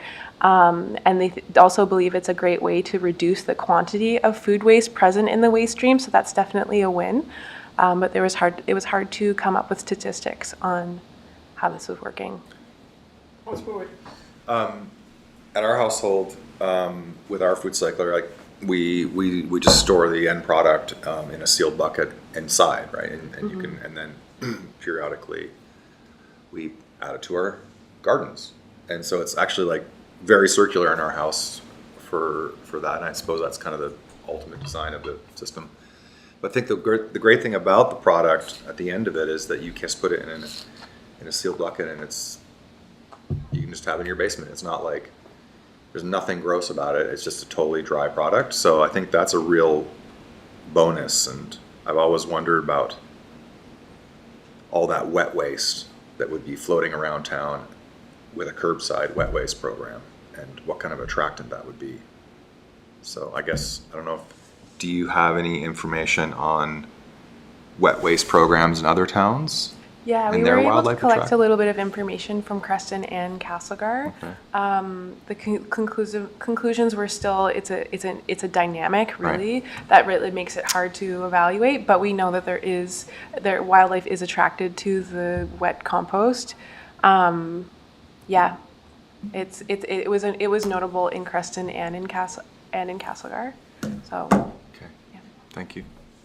Shannon, I'm not sure if you have anything else to add on that point, do you? I think the only thing I would add, looking at programs in any community is just noting that the food scraps are present. Right now they're present in the garbage bags that are set at a curb. It's not that a green card program would not add them to the mix. It would change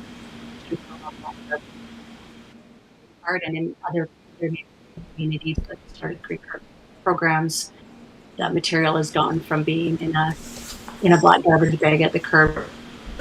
A green card. Yes, I echo what you said, Emily. It's because human wildlife conflict and wildlife attraction is so complex. It's very difficult to pinpoint, apart from when there's a specific incidence of a particular species of wildlife coming in and being in a fruit tree or being at a garbage.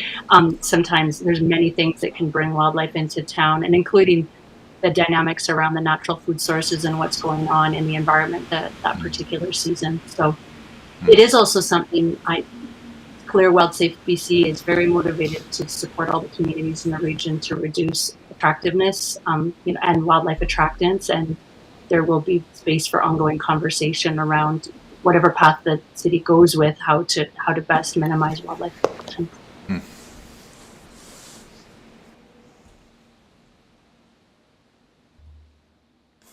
Okay, moving on to the next area. So social. So we are really excited we are really proud to say that we got a 76% uptake in our pilot neighborhood. That those are people that went out of their way to collect their food cyclers, who were excited to pick them up, who even sometimes just wanted to give it a try. We weren't quite sure about it, but we did get 76% of Fairview residents participating in the program. We invested extensive and various efforts to educate households on the use of the food cycler and just about the pilot project in general.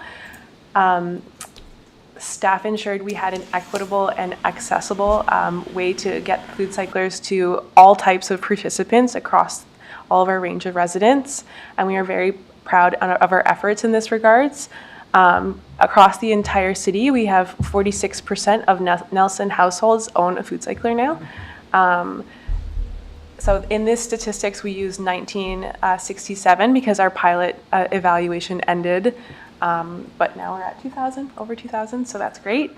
I think it's also worth mentioning that the ambassadors of Creston also indicated a 75 to 80% participation range in their curbside program. So that's a huge win, knowing that we achieved the same thing with a very innovative and new program. Yeah. Can I just clarify? Yeah. The food cyclers weren't available to multi-unit residential. Okay. Yeah, you're correct. Is that well? There next. They're only available to those who have garbage that was collected at the curbside that were part of the collection program. So socially, we had very high levels of satisfaction among pilot project participants. Of our pilot projects in spring of 2024, we conducted a survey, and 87% of folks said that they enjoyed using the food cycler and were either very likely or likely to recommend it to another person. 91% of participants stated that they continued to use the food cycler in the long term, and all of these metrics indicated a very high approval rating from our residents of the pilot project, and many of those also had participated in backyard composting somewhere along the line. A strong number have also indicated at the same time they also experienced barriers to the participation and uses of the appliance, but for the most part, so there's 670 people responded to the survey. That's a third of all project participants, which is high, but it's not it's not everyone. So yeah, here's some of the extremely high responses from folks. Some of the challenges that they noted through our survey was a lot of folks experienced jam buckets or mechanical issues, odor related to the function of the food cycler, noise, and unprocessed food waste. So numerous respondents also indicated that the weight and size of the food cycler in their home presented a challenge for them to, have it somewhere in their kitchen, their basement, their boot room. That was something that was ongoing. I would just say, like, in our daily use, that it really matters, like, how you use the appliance. And over the years, we've kind of experimented, and we've found this, like, zone where, filling the bucket up, not overfilling it, slightly underfilling it, perfect every time, and, just what's going in. And so we've kind of, over 2 years or so, we've gotten kind of the trial and error. And now we have, like, every time we just throw it in, boom, done, perfect product at the end. But it does take a little bit of effort and time to figure it out. It's not just like throw everything in there, throw it in the machine. And also where the machine is. And I think from this report, some people were like storing it outside, which is just not going to work. It actually needs to be like a microwave, or it's in the house. So I think that is probably that I can see that's going to be some of the challenges. Just that system of learning has to happen. Yeah, it was definitely one of the challenges with folks. There's also indications of mechanical issues that sometimes folks who have been through a few appliances getting a little bit, having challenges with that. That changed their approval rating and stuff like that. But they generally expressed a huge amount of appreciation for the city staff and our ability to effectively run an efficient repair and replacement program for food cyclers that did have the mechanical issues. So that was a great win for us. Emily, on that, that was those first batch, and the second batch were not experienced that, those mechanical issues. Is that correct? Yeah, totally. Are you talking about the first model and then the second model? No, the first. Oh, the first. Yeah, the first. I forget how many we got in that first shipment of food cyclers. There was, I can't remember what there was something wrong with the drive or something. Yeah, we had fan issues, we had drivetrain issues. A very small number of heat plate issues as well. But those were known, and those were known issues once we received those units, and we were aware that those might, put us over the threshold of what we were expecting to see. Obviously, any technology is going to have a certain repair rate, and then the second lot, those issues were addressed, and that was reflective in those statistics for those machines. The second batch. Yeah, okay. So that repair rate was much lower. Yeah, so we have an overall repair rate of 11% of that, and that's over all orders. So that's what we saw. Those are some of the numbers. Can I ask you, is that including the first model, the original model? So you're not including anything from the original model that we had? Okay, because the next model is just so superior. The pilot was specifically on that. Right, okay. Version 2. And from what you guys have seen with the new ones that came out, how, just from what you've seen coming in and out, have we seen as many? Does it seem to be holding true to that 10%? No, the rate is much lower in the new lot. So it's the same appliance. It's the Eco 5 food cycler model. But in the second lot, we've now distributed over 600 of those, and including troubleshooting as well as repairs, it's under 3%, and very few repairs have actually happened where we've needed to replace a fan module or a drivetrain. So here is a list of some of the barriers that we faced. In any organics diversion program implemented by a municipality, there are barriers that would prevent or constrain the ability to participate. Anticipating in some feedback and addressing barriers to participation was a huge motivation for us. And it was important to go through these editions of the program to deliver a successful organics diversion program. Many of those who participated in the pilot project had also managed their backyard compost on their own.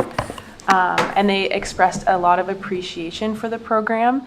But these are some of the aspects that could pose barriers to widespread community adoption and the use of the appliance as an organics diversion solution. So as I mentioned, some of the biggest problems were jam buckets, noise, and unprocessed food waste. But the ones here are effort. So it takes more effort to manage your household food waste. You're managing what you put in the bucket, when you turn it on. Even some of the repairs are an effort, versus a green cart program where it's just sorting. All you're doing is sorting in at that first place. And then limitations in food soiled paper. You'll see that in our waste audit results, there is a small portion of food cycler, or it doesn't make up a lot of weight, but for volume, it does actually look like quite a lot of food soiled paper that can be processed with the food cycler. There's also some technical challenges, residents experiencing barriers as mentioned, that was mentioned throughout the survey, and then quantity. So the food cycler can only process about 1 kilogram of food waste at a time, so that can pose a significant barrier if you're hosting big dinners, if you are doing a clean out of your fridge, if you're moving, if things have gone bad. That's something that we directly saw in all of our audits, is that even households with food cyclers, if they're cleaning out a bunch of frozen food from their fridge, it's hard to get it processed in a timely manner using the food cycler. But we should also note that while our education efforts were really robust to get people to sign up for and how to use the food cycler, oftentimes with innovative programs like this, you need ongoing reinforcement and education.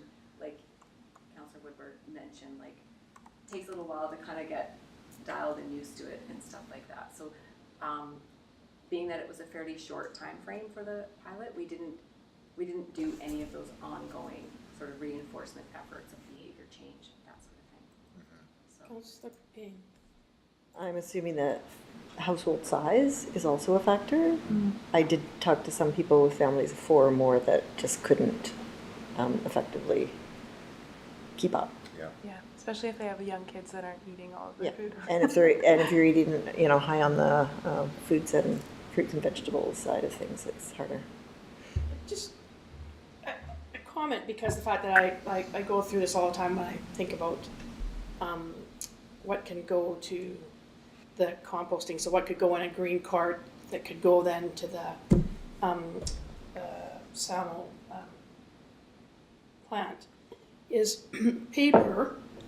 Yeah, you can't put, I put the odd really greasy paper towel in, but that's it. But I also can't throw into the green bin plastic treated takeout cartons, wax paper, parchment paper. Those are no-goes that I keep hearing all the time from the RDCK that can't go in. That so when I hear about paper, like paper, yeah, it's difficult because you want to know what to do with it. I would say that's the majority of what garbage goes into my garbage bag that goes to the curb, and that's why I only put it out every 6 weeks, because it doesn't weigh anything, because it's just basically paper towels. But for the most part, a lot of paper products wouldn't be able to go into the green bin anyways. They'd still be going into garbage because the plant doesn't take them.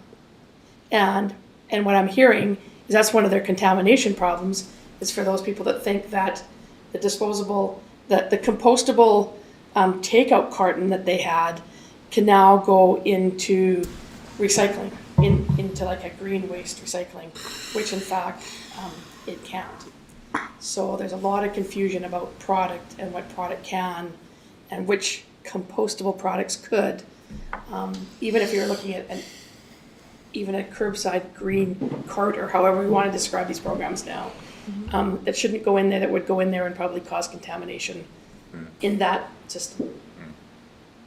Yes, definitely. Paper is always, that's the one thing that drives me kind of crazy. I look and then I take something down and they go, no, you can't put that paper even in paper recycling. So.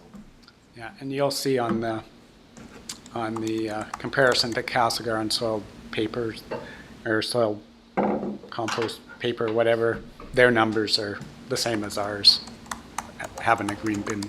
program, so they're not composting that material any more than we are in Nelson with the food cycler, so. Right ahead, Councilor Pinero. Yeah, so I think our house was potentially like everything that could go wrong went wrong. And it was interesting because that doesn't necessarily mean that it wasn't good. It was just the worst case scenario potentially.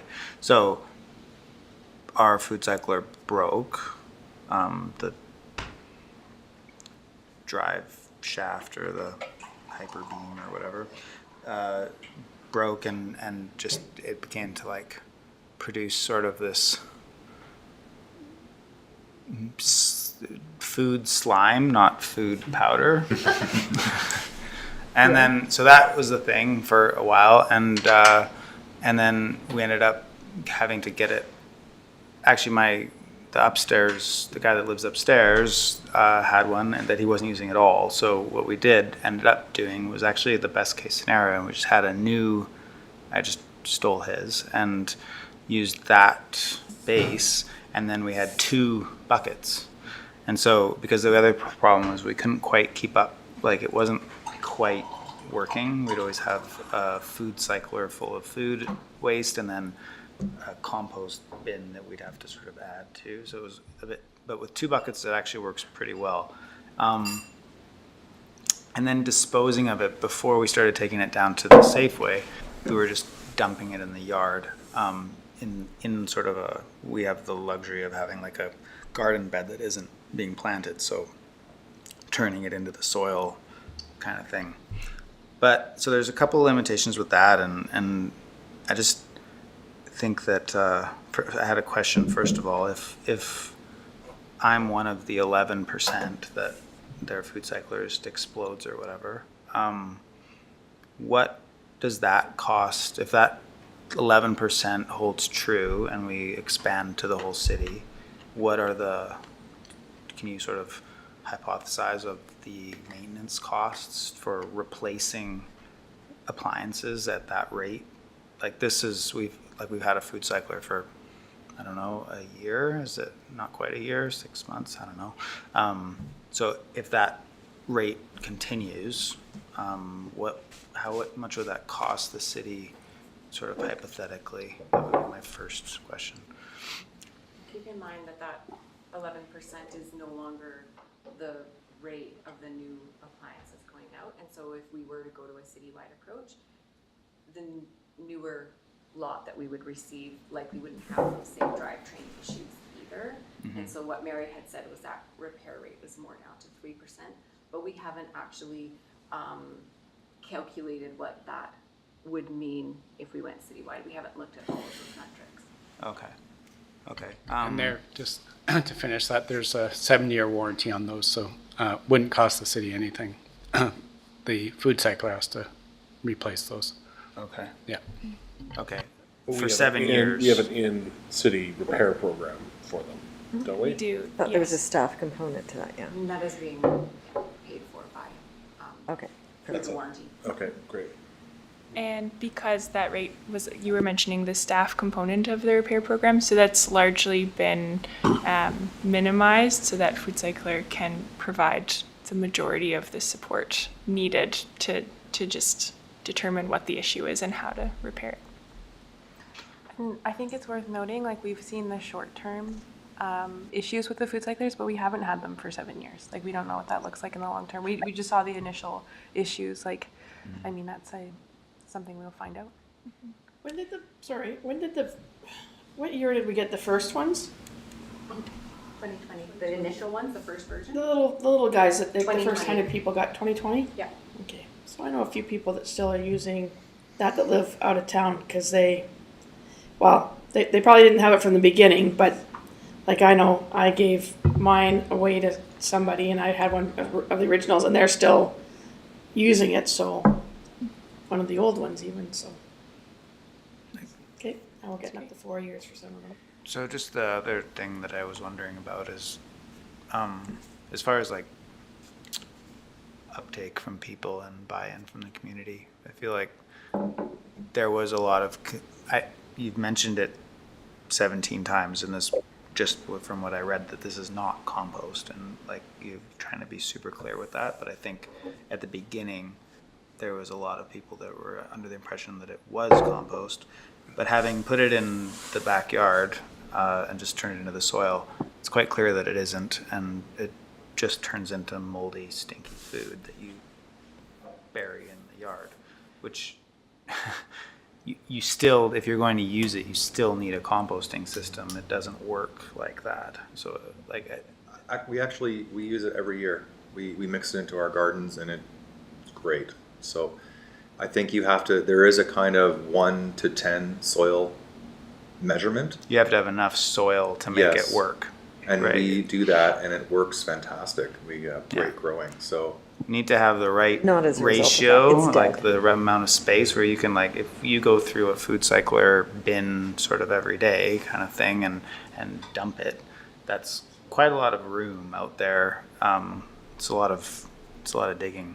And it's not impossible because a lot of people have backyards and gardens and whatnot, but I just think that has maybe, like, we kind of learned that by trial by fire, and maybe that is a shortcoming in people's understanding, perhaps, because it turns into sort of the opposite of what was intended, where it's just now there's a yard full of animal attractant instead of just a bucket or what have you. And so just getting people to, like, we don't want to sell them something, we're selling them something that's just on the merits that it actually has, and just making sure that nobody has unrealistic expectations for what this is. It's an appliance that shrinks your food waste. It's not something that makes compost or makes it disappear. It still has to be dealt with, right? Definitely. I think there's a level of expertise kind of involved, and there has to be an investment by the user to use it correctly, which is not in everyone's toolkit. It's not for everyone, and I think that's definitely worth something noting. And I think that's why you're seeing green card programs, because people don't use it properly in their yards and would have the same problem with the wet products as the dry products. So whichever program, you have to handle it right. When you're doing the calculation on greenhouse gas emissions, are you factoring in the energy use of the appliance itself and the energy use of manufacturing the appliance? So, Shannon, do you want to jump in? Either way, if you want to, Emily, go for it, and I can chime in if you would like. Okay. We really wanted to consider embodied emissions when it came to evaluating the program, but we were unable to get anything concrete from the manufacturer about embodied emissions. The use of the energy while in use, it's something we considered along the way, but it's a hard comparison with wet curbside. Shannon, I'll let you take it from here. Yeah, great question. And so the greenhouse gas emissions data you're seeing in the report and in this presentation definitely include the allocation for electricity being used to operate the appliance. They also include emissions associated with transportation. And as you'll see, Emily will get to this in a bit, but by far the biggest emissions associated with food scraps is, if they end up in landfill, the methane generated by the food scraps decomposing in an anaerobic environment in the landfill. So in the report, you'll see the orange component of the bars showing greenhouse gas emissions is the methane production. But yes, electricity is included in electricity use during use of the appliance. I think it's fair to note that bins are manufactured somewhere else and shipped, and all those other things that just as any product is. So as soon as you put it in something, you're having to produce that. A bin only lasts so long as well, and so I think regardless of what program you have, there's embodied carbon in manufacturing. Right? I still would be really interested to see the difference between embodied carbon of a manufactured mechanical device and a plastic bin. I think they're fairly significant, but I'm just interested whether it was included. I'm not going to get really into tried. that discussion because that's further down the road. This is a bit far, but I totally was wondering the same thing, just in the sense that it is an appliance, much like a toaster or a microwave, and so having more of those seems counterintuitive in some ways, but it would be interesting to know that. And it's also interesting that obviously the food cycler people weren't super forthcoming with that information, because when you partner, we're sort of partnered with industry in this, aren't we? And so it's not in their interest to, like, they're trying to sell food cyclers. So this is the result of them trying to sell food cyclers, and if it's, there may be a net positive for us, but I don't think we can lose sight of that motivation also in the information that we're getting. I'm kind of curious, maybe you guys know this, where are these things made, and under what conditions are they made? And because it would be, with a lot of sort of gadgets, it's like they may make our lives easier and potentially cut carbon emissions here, but the places that they're made, you know, have nets strung out the windows to keep people from jumping out, you know. So is that, are these like ethically produced, if there's such a thing? There is. I would say we don't know. Like we tried really, really hard to get this information, and I don't want to take you down the rabbit hole that we went on, but we tried to get this information, but we did like analyze some of the transportation emissions to getting them here. We did get partially along the way. We don't have all of the information about their upstream implications, but perhaps that's something that we can look at in the next versions of whatever's going on here. Yeah, I appreciate that. Yeah, I just think having that information, I mean, I appreciate also that it's really difficult to get that info from people that are especially trying to sell you something. So there's there's that aspect, but it would be really fascinating to know exactly what the full cost, both sort of environmentally and socially, these things do have, and we can weigh that against the benefits of what they're providing to us. And the end of life costs. Yeah. So Carmen, that was provided early on, so I'm not sure why. I don't know if we got, you know, they did estimate those, you know, the shipping and et cetera. The end of life, so on a sec. The end of life, they are designed to can be completely recycled. So the end of life there is a full recycling plan for them. I can speak to this a bit if everyone would like, and if just to refer to the report, just because it will make it easier to discuss this together. I'm just looking here in my.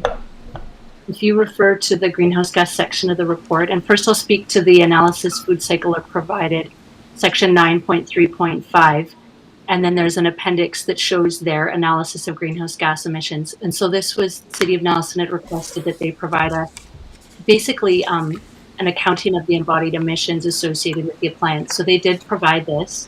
They provided information that the appliances are manufactured in China. They accounted for the transportation of the appliances, even for the use of the steel and the components that go into it. Those have all been accounted for in their analysis.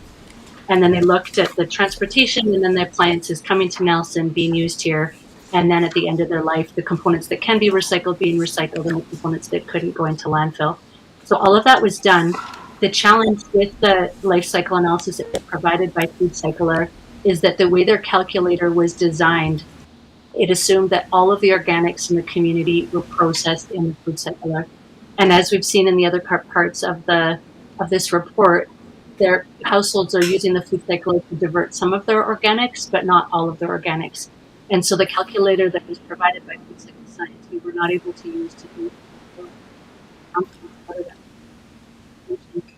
Sorry, Shannon, your microphone seems to be fading in and out. I'm not sure if there's another way to. I'm so sorry.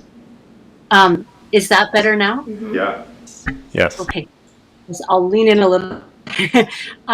So the food cycle science did provide this basically the embodied emissions associated with producing the appliance, transporting it to Nelson, it being used, and then including the end of life. So the components of the appliance that can be recycled, going to Vancouver to be recycled, the components that needed to go to landfill, that occurring. So all of that is included in the life cycle report that you will see that an appendix is part of this report, and that's discussed in section 9.3.5. The challenge with what was provided was that the calculator that Food Cycle Science created assumed that all of the food waste in the community was processed by the appliance, and there was no ability to only take the proportion that the community was using it and for the food scraps to apply that proportion to the use of the appliance, and then to account for the greenhouse gas emissions that were still being generated because some of the food waste was still going to the landfill and generating methane. And so the part that Food Cycle Science provided, you can see in section 9.3.5 in the associated appendix. The reason we also have section 9.3.4 is we used the Environment and Climate Change Canada greenhouse gas calculator that has been developed to evaluate different types of organics diversion programs.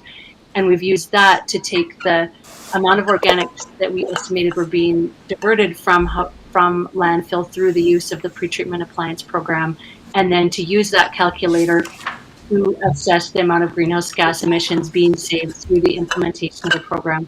Now, we fully acknowledge the greenhouse gas calculator hasn't been created for analyzing food cyclers, and you'll see in the appendix there's a very clear description of our assumptions and the data we used. We adjusted the calculator to account, for example, for the fact that the pre-treated material coming out of the appliances has 70% less weight and 90% less volume than organics, and we accounted for that in our calculation of transportation emissions, for example. So we use the calculator to the very best of our ability in that. The big advantage of the Environment and Climate Change Canada calculator was that we could really take the quantity of organics being processed through the food cyclers and also acknowledge that there is food waste still going to landfill, and that gave us a much more thorough representation of the greenhouse gas emissions being avoided in a way that the calculator that was provided by Food Cycle Science was not designed to do. I think way back when we first began this, one of the major things was can we avoid just trucking water around? Because that's really the weight. It was just you're burning fuel to truck water, and I think that was a fairly big driver. That's in the report. Behind this program, keeping it centralized in your town, in your home, not moving it around. So, and I think we were never really sure of the scale of kind of that piece. It was definitely one piece of the calculation, but we were never like is it a major piece or is it a Yeah, fifth and of the there's piece? also having to go to weekly collection versus bi-weekly. That's so you're right. driving your trucks around twice as much, right? That's right. So Shannon, I don't know if that was calculated as well. Absolutely, yeah. Okay. So if you'll see in, for example, figure 28 in the report, it's showing the cumulative greenhouse gas emissions. This is associated with Nelson Fairview for before the pilot project and then after. You can see the baseline emissions, and then which would be prior to the pilot project. The orange is the landfill methane emissions, and then you can see there's like an accounting there at the bottom numerically, and then you can see the graph. And then the alternative scenario is once the pre-treated organics program was in place, the orange is the methane emissions, green is emissions associated with transportation, blue is emissions associated with process energy, dark blue is with fugitive and process emissions. So one of the main stories gas analyses with the Environment and Climate Change calculator, Environment and Climate Change Canada calculator give us is that the vast majority of emissions associated with food scraps are the methane emissions generated when the food scraps decompose in the absence of oxygen in the landfill. So the transportation emissions, whether it's collection within your community or transporting the organics to the compost facility, are extremely, extremely small. And so you can see the baseline, you can barely see them. In the alternative scenario, you can see them a tiny bit, but it's just extremely, extremely small compared to the actual emissions that are the emissions reductions that are achieved when you get those food scraps out of the landfill. Right, okay. Thank you. Shannon, I'm not sure, or staff, I really like this 30-year cumulative outlook on figure 28. Is it possible to get that expanded to the comparator communities? Yeah, there is a chart actually that shows, well, you know, we don't have that one expanded. We could send those, like we analyzed it for the comparator communities, and then we had a chart that showed the greenhouse gas emissions rated per household, which is found in figure 30 in the report. But if council would like the detailed analyses, certainly we can send that same type of figure. But the outcome of those figures and the comparison is shown in figure 30. We don't have all of the different communities represented there partially because part of it was getting data on the distance the material was going to landfill and the type of landfill it was and whether there was greenhouse gas emissions capture at the landfill. But to compare to Kootenay Boundary and Creston, for example, figure 30 shows that. And that's in 30? Figure 30, that's correct. Okay. It's also in the slideshow. Yes. Slide 12, I believe. So in this case, it's just comparing the emissions reductions per household per year. Again, that behind each of these, like Kootenay Boundary, I have a graph that looks similar to graph 29 for each of those other communities. But again, the vast majority of the emissions emission savings are from getting the food waste out of the landfill. So Shannon, just for clarity, is that based on what's determined that's left in from the audit in the waste stream, or is this going the other way? We're diverting X amount and assuming X amount is left in the waste stream. Yeah, these ones, so the data you're seeing here, so say figure 30, the 1.76 compared to 2.11 compared to 3.31 is quantity of organics being diverted and not going to landfill and instead going to compost facility, and including the pretreated material. So for Nelson, it was the quantity of organics that 32 kilograms per year in Fairview that we estimated. Right. Now we're going to the compost facility. Equally for Kootenay Boundary and Creston. Shannon, you just need to lean in more. We're losing you again. I'm so sorry. So for both Kootenay Boundary and Creston, it's the quantity of organics that they were diverting. So the quantity of organics collected minus their contamination. So the quantity of organics diverted that were no longer going to the landfill and now we're going to the compost facility, being processed and then being used in the community. Right. Which is, anyway, we'll get to that. That's the challenge with trying to estimate Nelson because we don't have those numbers. We're just estimating them based on the audit, right? That's right. And sorry, just for the technical purposes, Shannon, I'm not sure. I used to have a laptop that did similar things, faded out when I moved away, and it was set on like a cutout surrounding noise settings for your microphone. So I'm not sure if that's something you could look into, because it might be trying to. Have a look. There you go. And I apologize that it's been cutting out. No problem. Okay, so I'm going to move us along to technical. So in technical, what we mean by that, this doesn't mean to operating the unit in comparison. What it means is in comparison to green cart programs, how challenging was this program to administer and operate? The most significant unforeseen logistical issue associated with our pilot project was storing the food cyclers in winter, given that the appliance must be stored in above freezing and at a room temperature, basically.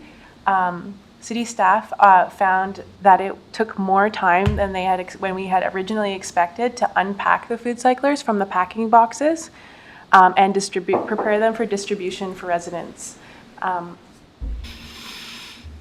So this is where I'll get into the technical challenges of the repair program. So throughout the program, we saw a repair rate of about 11% through both orders. This this rate only includes units that required a new part or a replacement unit that were brought in for troubleshooting. It does not include units that were brought in for troubleshooting and didn't require a part or anything. City staff have also noted that the newest batch of food cyclers delivered most recently had a significantly less instance of repair than the original.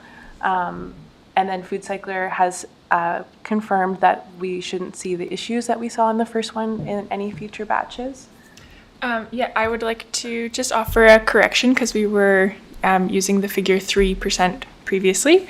For the new lot of food cyclers that we've received, we have offered troubleshooting or repair on a little over 3% of them, but that really could just mean we helped someone over the phone.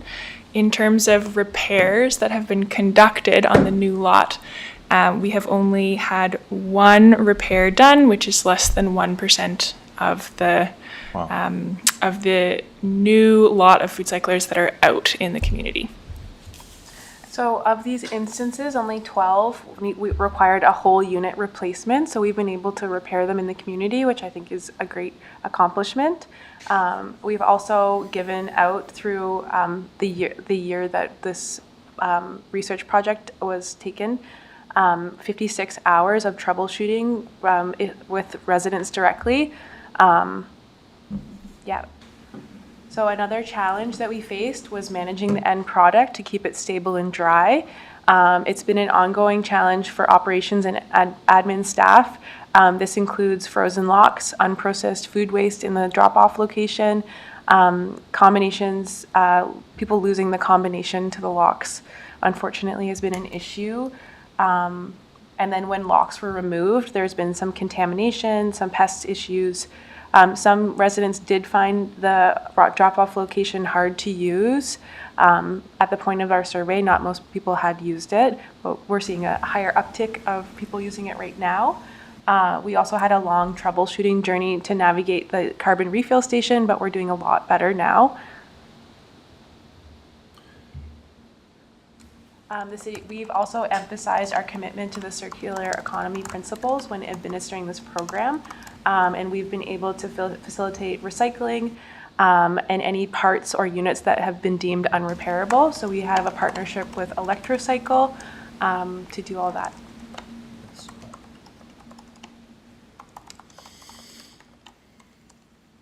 So here's a summary of the results. As mentioned in the beginning, I think it's worth noting that we do have a low tonnage rate at our curbside collection program, and all this information is collected based on our curbside volumes.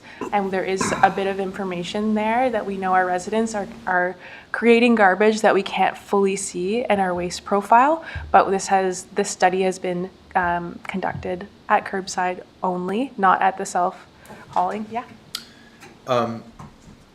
At the transfer station, obviously the RDCK is tracking lots of information. Mm-hmm. And I'm wondering, like, has there been an uptick in usage of the transfer station? Like, are people self-hauling more? Is there more going? Because they must be tracking all that, because they can track every car that goes in, right? Yeah, but to limited amounts. There's still like proprietary information, like they're not allowed to use all of the information, but they tracked that amount, but the amount of self-hauling that's been happening, I think, has been happening for a long time. Like, right. it's been as usual. There's another observation that we could make, that maybe people would potentially be self-hauling less because they have maybe less stinky garbage in their backyard and in their garages over the summer. But that's something to be seen in the data, really. But yeah, our tonnage rates have been very consistent since the implementation of the Blue Bin program. So that would be the last significant change to our waste program. Yeah, so historically have been low. There's limitations on measuring what we can't see at the curb. So this data is really reflective of what was put out at the curb. Okay. And so there's limitations and some gaps that we're not able to quantify. Okay. Okay, thank you. I have one question. You probably don't want this question, but this goes back to the fact of I, sat at the RDCK and went through all of the waste meetings when we talked about even having this composting, like not our plan, but composting in general, because it seemed to be that that's a requirement of the provincial legislation that, every community in British Columbia has to have some kind of compost, something or other going on. And one of the proponents that came that they had hired that always talked about the fact that that curbside, like when you talk about our lower curbside amount of garbage in general compared to other areas, I think actually it answered the question that nobody can answer there, and that is I think people perhaps don't like having to buy bag tags. That's nothing. So we're not talking about what's in the bag, it's just buying that bag tag. And they had some anecdotal data there that said communities that had a bag tag service did have less garbage because people that had the ability to go to a garbage dump close at hand or a transfer station or whatever you want to call it probably took it there to avoid the tag cost or whatever. But I mean, you're still paying. It's not like you drive out there and don't have to pay to take the garbage across. But some people, don't want to put the tag on and so drive it there. So it's kind of interesting that we have an overall lower garbage at the curbside amount than other communities. I would like to think that we are a less highly consumer-driven community, which would warm my heart considerably. But at the same time, I have doubts about my hopes. Doubts about my hopes. But that would be the other thing is that we're less of a consuming city, and therefore we don't generate as much garbage. But just another interesting thought to contemplate in terms of the fact that what's the impact of those that don't want to buy the tags at the grocery store or wherever, which is probably some kind of inconvenience as well to put on their garbage to have it out on the curbside. Well, and I think that's changed a bit with the bag fee going up, because it was cheaper to drive it out there in the beginning than now. I think it's $4 a household bag now versus what would be $2.25? How old we are? Can't remember. So there is, you do pay now more to to take it out to the transfer station. I think the biggest thing is convenience. It's close. It's really accessible. Our transfer station, it's 7 or 8 minutes from most households in a vehicle. Town. Yeah, of course somebody's not self-hauling if they don't have a vehicle, but that's why there's a high usage. And as noted, we have very little yard and garden waste in our waste stream, so people are clearly hauling that out to the transfer station, and we have very little bulky materials in our waste stream, which people clearly are hauling out to the transfer station. So we're doing really well in all those other metrics of things that other communities like a Peterborough would have had all that in their waste stream. We don't have any of that in our, very little of that in our waste stream. One thing I will add that might be relevant to this conversation, when we spoke with staff at the City of Nanaimo, they noted that the time as they have increased curbside services as they added in. Sorry, you're going to have to start that whole thought over again, please. Oh, I'm so sorry. Okay, one piece of information that might be relevant to this conversation is that staff at the City of Nanaimo noted that as they have increased curbside service, so as they added in green cart collection, they also collect garbage once every 2 weeks. But they have noted that the total amount of materials collected curbside has increased and the amount of self-hauling from Nanaimo has decreased. So there's less self-hauling to their local transfer site, and there's more materials that are being collected curbside. Shannon, is that because they're collecting yard and garden? And glass? So this was prior to them. They just recently started to collect yard and garden about 2 years ago, but this information was when they started their food waste collection. Can I ask a question to Shannon? Sure. Shannon, do you think that, like, you know, as a third party, well, I was going to call you an analyzer, but consultant, sorry.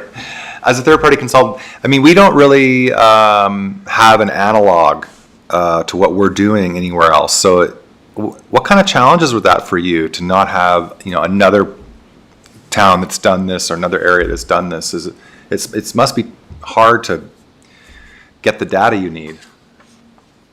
I wouldn't say it was challenging because there wasn't another community. To be honest, it's been really a delight working with staff at the City of Nelson. I've been super impressed with the data collection, which has made my job much, much easier than it would have been had there not been like incredible meticulousness tracking participant rates, tracking repair rate, just tracking all of these metrics which you see in the report. Yes. So I wouldn't say, I honestly would say more, I feel like the City of Nelson, first of all, has done a very thorough job of tracking information, which made it easier to you know, my job was just to be independent and assess what has happened in Nelson and compare it to herbicide programs. My job wasn't to compare it to other pretreatment programs. It was just to compare it to green cart programs. Right.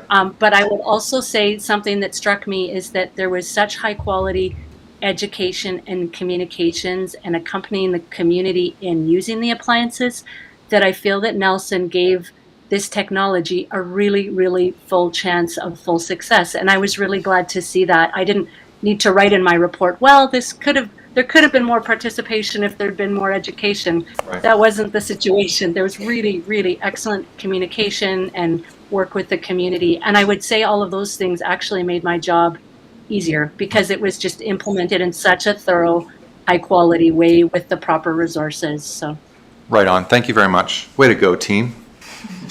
Take that compliment. So I'm just going to read over some summaries of our results.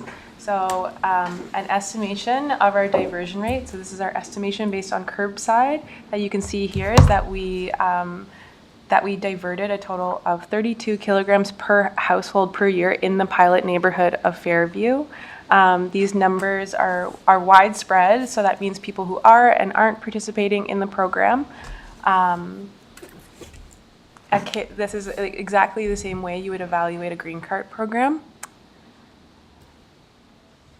The program boasted a really high participation level due to our thorough efforts. And that was a huge success of the program. Of residents who participated in the survey, we've had overwhelmingly positive responses from our community members.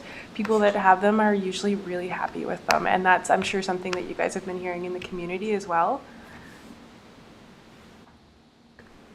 So in our greenhouse gas emissions reductions are 1.76 tons of carbon dioxide equivalent per household per year. So that is also an achievement.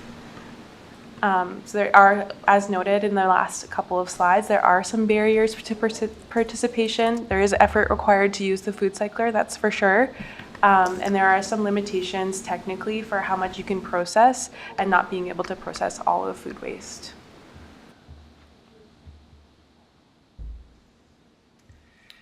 Okay, so these next few slides are not a part of the third-party evaluation that was conducted by Shannon at Euro Environmental. They represent resource recovery insights from staff and some other considerations. So I will share some information about those resource recovery insights, and then we will have a chance to present some options for next steps for organics and discuss those. So, in terms of other metrics, as we have discussed throughout this presentation, we have not been able to directly measure the amount of organic material that was diverted through the use of the food cycler in the same way that we would be able to measure the material diverted through a green cart program. We would measure the amount of food waste in the green cart. Mary, so basically, the numbers that were in the report are really off the audit that was done on July. So that 1 day snapshot really is the best data we had to make those estimates. The estimates, but also combined with the tonnages, the annual tonnages of garbage from the city of Nelson were combined. Right. It was a combination of the two. Right, which is low because of self-haul. So we're missing, it's hard to, that self-haul has a big impact on that, so. Absolutely. So, in addition to the metrics that were used in the evaluation, we collected data on a huge variety of program components, and other program metrics were considered for how to arrive at an estimate of organic waste diverted through the pre-treated organics program. As we mentioned, the evaluation makes use of the measured data from the waste tonnages and the waste audit. Given we collected information on the other program components as well, Food Cycle Science made use of some of those program metrics, such as self-reported usage of the food cycler from participant responses, so people estimating how frequently they're using it and how much of their household waste they're diverting through the use of the appliance. Other metrics included the estimated weight of pre-treated material collected just from the Fairview drop-off bin, combined with self-reported rates of use of the drop-off bin, which Kevin was pointing out a little earlier in the discussion. Through our survey, people indicated whether or not and to what extent they were using the drop-off bins. And then another metric that was considered for use by Food Cycler was the carbon refill order volumes, to indicate usage of the Food Cycler. Food Cycler's calculations using those figures, they do show a higher estimated rate of organics diversion than the rate of diversion that was the result of the evaluation, which made use of only measured data. An average of all of the program metrics that Food Cycler considered, the average diversion calculated through that was considerably higher in the 90 kilogram per household range. Yes. Just in, one of the metrics that we looked at was at the 32 kilograms, assuming a 76% participation rate, would, how many times a week would you use that machine to get 32 kilograms? And that would result in you using it once every 2 weeks. So that doesn't necessarily correspond with the results that, that have been self-reported. So it shows a very low usage that, that's one of those data points that we struggle with, is 32 kilograms per household you're using it very few times a year to process 32 kilograms of organic waste. So that was, one of those ones that we go, doesn't really make intuitive sense based on our self-reported how many times and our own experience as users of the food cyclers, as once every 2 weeks is very minimal use, right? I would imagine the average user would probably at least every 2 days. I mean, in our household, every day. Yeah, and on our surveys, most people were 2 or 3 times, or once every couple days or once every 3 days as a minimum, right? Sure, yeah, and among survey respondents who may be more motivated to share as eager users of the program, that's why if you were to use the survey responses and those self-reported estimates of how frequently you're using it, assuming that every time you're using it, you're processing around 1 kilogram of wet food waste, based on that, you would yield a much higher estimate. I don't know the exact estimate that was provided specifically from that calculation, but it would be much higher than what we measured through the curbside audits and the curbside tonnages. Okay. I guess I should have kept all my research from the fact that I did this twice with the old Yes. product, and I would say that I reduced in 6 weeks, I probably reduced that much weight. I don't, I had that on my phone for a long time. I'm sure I've got it printed off in my office somewhere at home, but I went through that twice doing 2 6-week studies of weighing what I was putting in and then weighing the dry product afterwards and measuring that electricity it cost me to run the machine for each cycle. So it does seem like kind of a strange number, and there's only 2 of us, and so we have the odd time when we might not run it for like 3 days, but I would say we're pretty much kind of a every 2 day, we're not a family of 6 or anything. We can share with council the calculations from Food Cycler as well after. I'll make a note of that actually. You're only about 2/3 in, eh? Sorry, what was that? I'm just wondering, so when we're looking at the, I was wondering how many of the food cyclers we have deployed. You have about 2,000 there, but how many do we have left in storage? So we've distributed over 2,100. Yeah. And we have a little under 300 left to distribute. Okay. I perhaps should have checked my exact numbers before I came, but that's where we're at. Okay.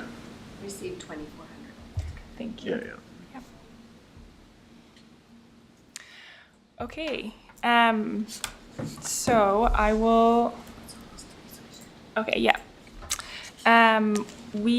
So we have provided this comparison chart showing Creston and Nelson waste streams and waste compositions in kilograms per household. Before we look at this chart, I will just share a little bit of background on this comparison first. So as we've discussed, we know from the evaluation that a significant number of Nelson residents who are eligible for curbside collection are self-hauling their garbage to the transfer station.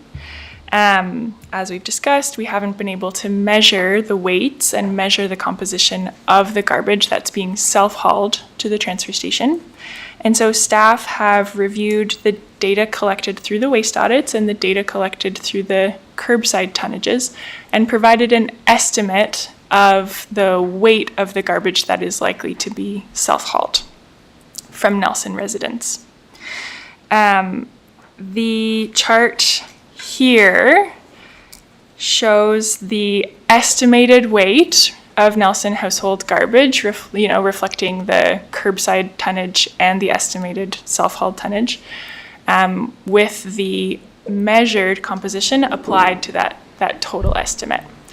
So you can see, and it might be a little hard to see, but if you have your presentations in front of you, Creston in blue, Nelson households with food cyclers are in red, and Nelson households that do not have food cyclers are in green.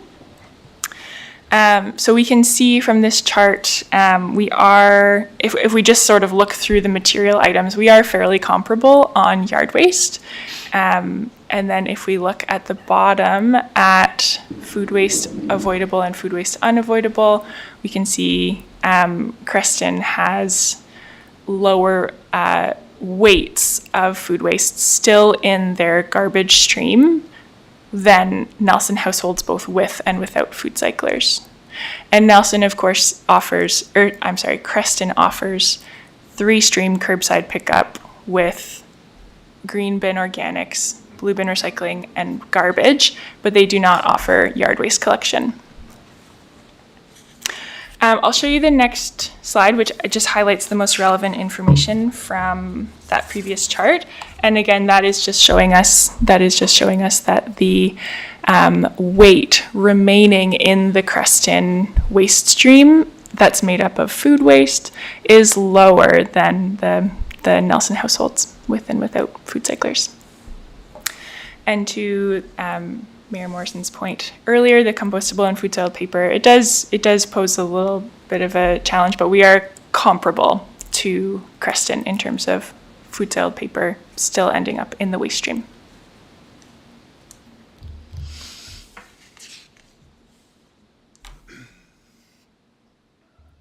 If there are no questions on that,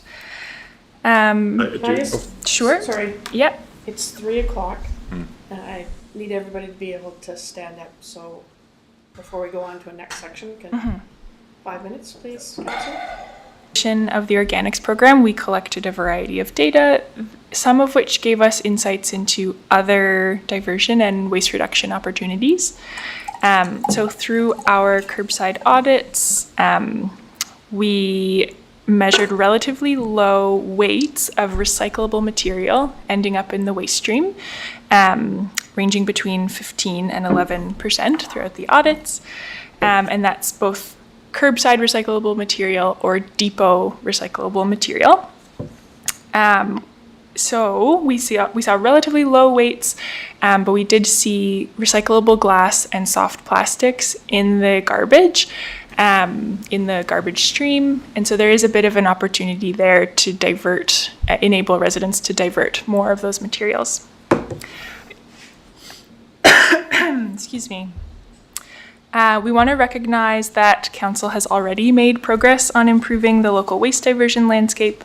Overall, residents are doing a pretty good job of sorting recycling, and the Blue Bin program participation remains fairly strong, quite strong. The audits showed a low content of EPR recyclables in the waste stream, so we're doing really well in terms of keeping electronics and household hazardous waste out of the garbage, which means it's going to the appropriate depot. And this all highlights that we do have, curbside recycling, and locally we have the Maple Leafs, the Nelson Leafs Recycling Depot and the 70 Lakeside Drive to make it fairly convenient for people to recycle those materials not accepted at curbside.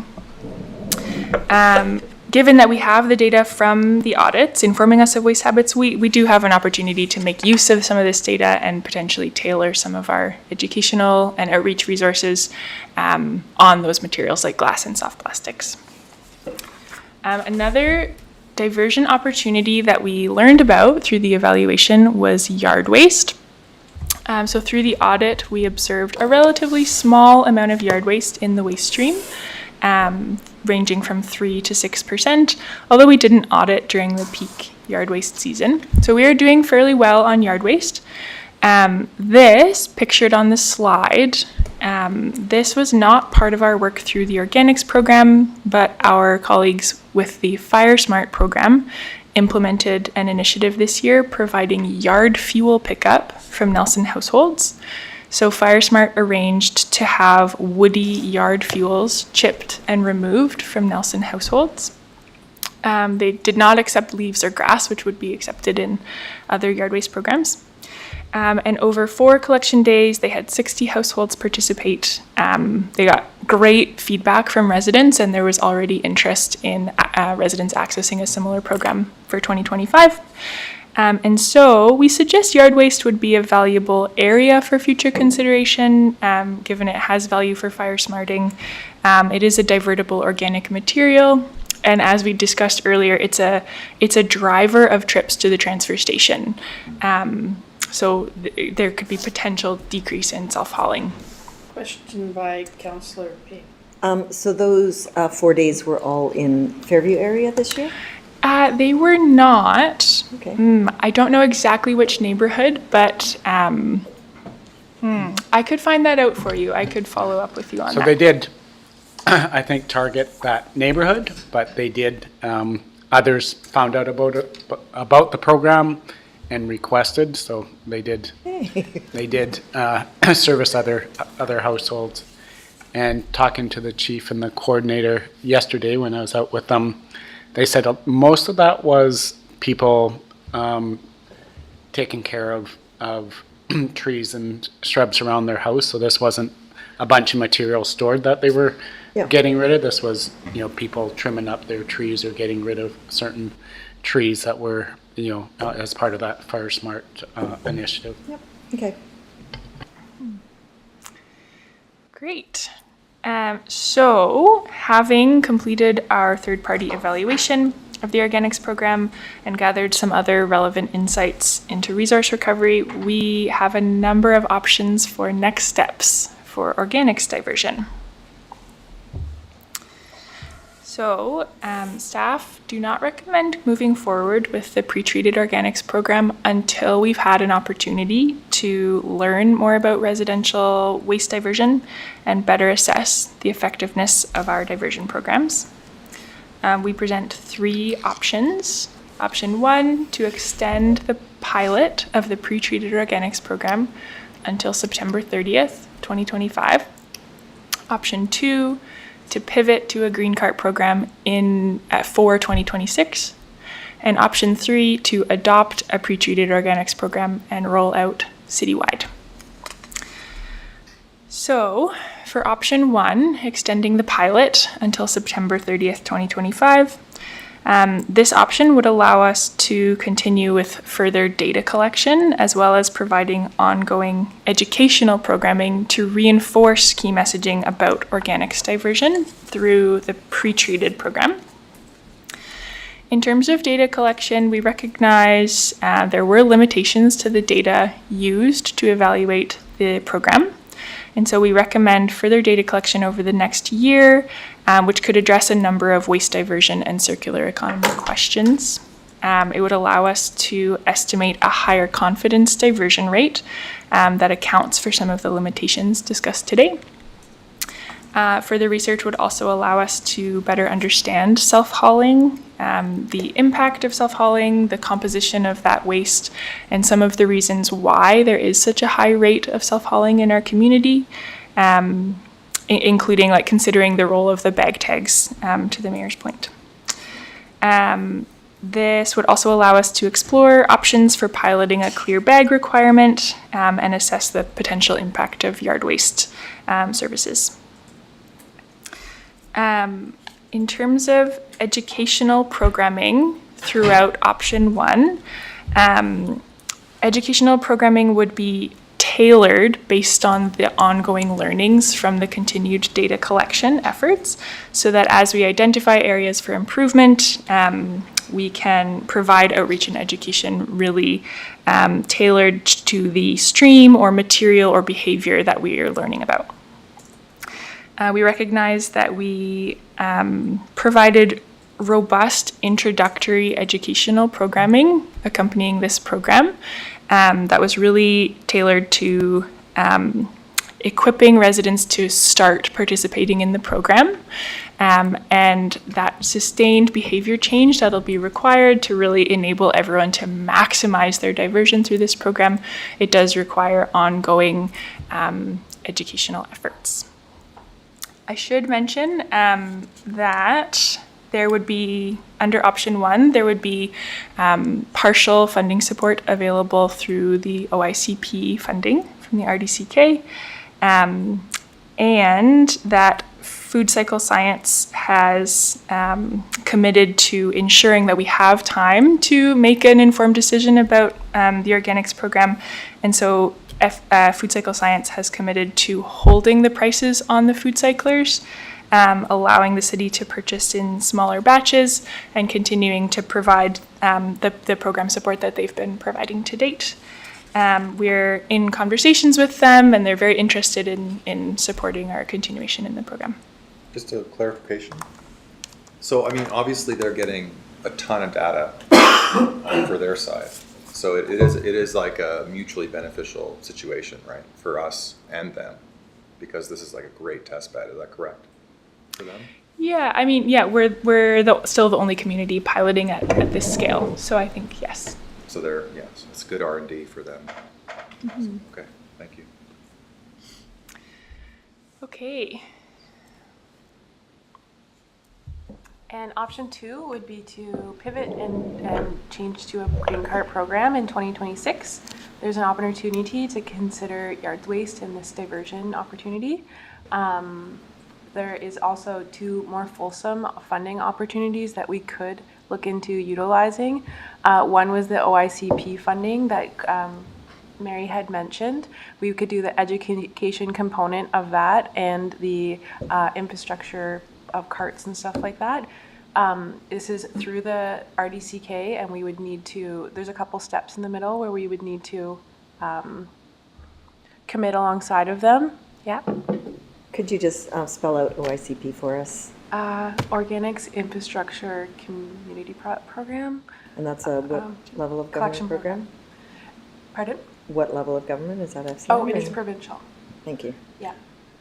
What, if the pivot happened, what would happen to all the cyclers out there? I think we'd have ongoing support. We just wouldn't purchase more of them. Okay, so it would That's just, in this opportunity. So they belong to us, and we would continue to administer supporting those people using the food cyclers. okay. But we wouldn't purchase additional appliances. And educational component would need to accompany either option. We need, when we're asking our community to change their behaviors, we need to have ongoing reinforcement and education Okay. along with that. And the supports, so of course the warranty would not change on the existing food cyclers that we have, and the supports that we're receiving, they would potentially change over time, but they wouldn't just go away. Okay. And I think the ongoing encouragement of reducing our waste, like going to zero waste messaging and that kind of thing, would involve using a technology to reduce the weight and the volume of any food waste. Right. Okay. Thank you. So that funding opportunity paired with, there's a CBT fund as well that would be administered through the RDCK, and then together that would be around $800,000 that we'd have the opportunity to utilize. There are some other parts of this that we would need to do alongside, but if you're interested, I can talk more about that later. Yeah, and like as Carmen mentioned, in all three options, education is a cornerstone. Mm-hmm. And option 3 is to move forward with a citywide rollout. That would mean the purchase of 1,600 additional food cyclers to distribute to the remainder of eligible households in Nelson. So that would bring us to 4,000 appliances total. Of course, we would also provide ongoing education and participant support and a degree of data collection under option 3 as well. As I mentioned, we're in conversation with Food Cycle Science, and there is some interest in funding support for option 3 from them.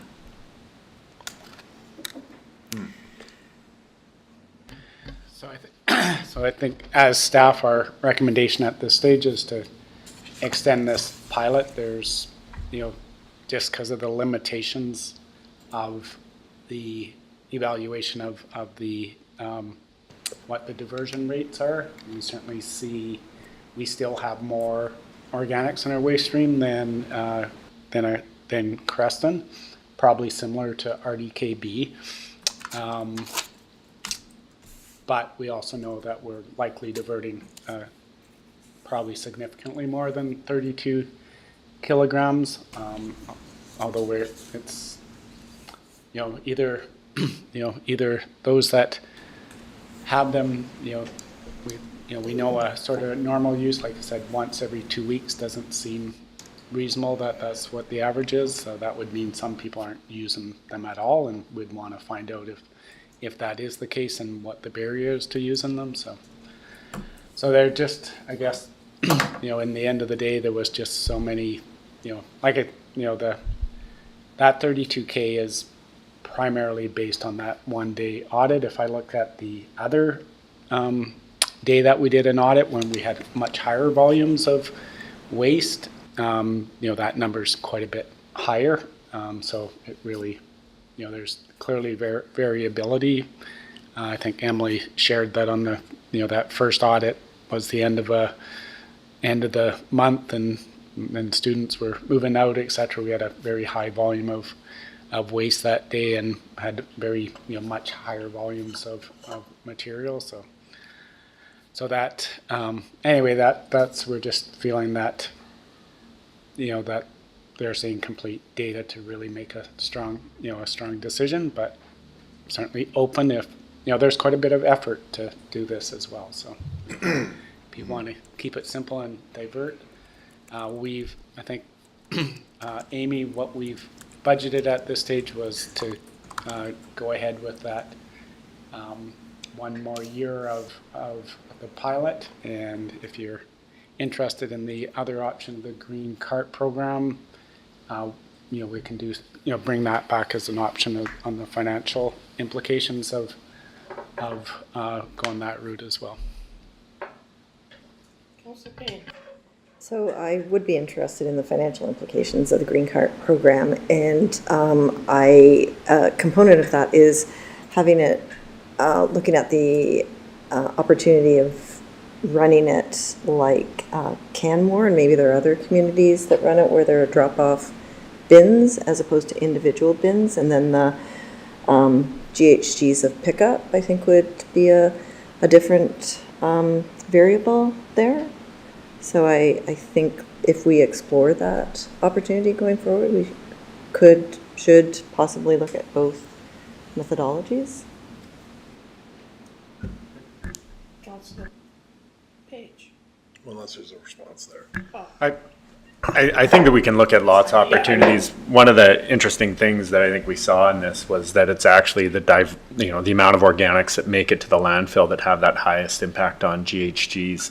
And so I would think that any barrier that we can remove to, having organics stay out of the waste stream would really be what we should be targeting. I think, based on that. So it'd be interesting to look at how Canmore does with their success with having people actually have to drop it off, because that could perceivably be a barrier, right? You got to walk it over there. Yeah, but if we're talking about people, one of the barriers is people driving out to Groma Narrows to drop their garbage off. I'm thinking that the way it looks like Canmore does it is neighborhood drop off. So on your way to work, I'm dropping it in.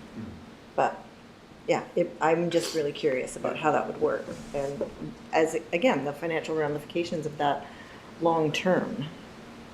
I don't know what Canmore does, but in Italy it's neighborhood based, and there's it's all sort of within a reasonable area of your house. There's a bin where you can drop organics and they empty it and take it away. Seems to work great. They don't have bears and whatnot, so their bins are maybe not constructed the same way ours would need to be, but it seemed like that's how they do it. And it's not like it's not individual pickup. People are responsible for just taking it out and dumping it, but that's what most people, that's what a lot of people are doing with their stuff now. So I think that's an interesting option. Are we looking for a decision today? Oh, sorry. Sorry. Okay. I'm comfortable with extending the pilot to improve the data collection, including how we do that throughout the year to adjust for any aberrations that might be happening. I'm okay with that. My concerns when we get to a point of, do we continue on with a citywide rollout do a pivot to a green cart program? Questions I don't really know, and I'll say them so we can try and address them, is what is the upper bound of our adoption rate, right? If we put out a green bin and you can put pretty much anything in there, and we can go and pick it up, there's certainly a cost component to it. When looking at that between those comparator communities, it'd be interesting to know what the cost per additional diversion of kilograms actually is between this, because if we can get up to 80-90% and it's much more expensive to get the other 10, that's something I would like to weigh. If we can only get up to like 65, 70, 75, then I think we need to look at another program if everybody else can get up into those higher percentage rates. So that's my concern, is as we keep rolling out the different people who can't use the program for whatever reason, or are still going out, making trips out to the transfer station because X, Y, or Z can't be processed through the machines, then I really want us to try and understand that, almost to the point. One of the questions I had written down before we got to this slide was, do we pilot a green cart program somewhere in the city to see what that looks like. But it sounds like we're going to be able to get that data that I'm lacking now from somewhere from this next year. And then I guess the other thing is, obviously the food cyclers are complementary. If you have a green cart program, they support the users. There's benefits to the household that people have communicated on how they like to use it, but it doesn't go the other way around, right? Like, if the gaps that the food cycler program creates aren't easily closed without adding in a green cart program. And I can't envision, unless some clever person can, how you would do an ad hoc program the other way around. Well, that's what we've got them at the end of the table Well, for. So I'm sure they're taking copious notes of all of the things that we're asking that we might like to see come back. Yeah. Okay, so I'm just gonna go, if you don't mind, Councilor Woodward, to Rick, and then I'm gonna let the consultant have a word. So maybe, Shannon, if you could just hold on a second, just so you can hear another councilor's concern or question, and then jump back in. So Rick. Thanks, Mayor.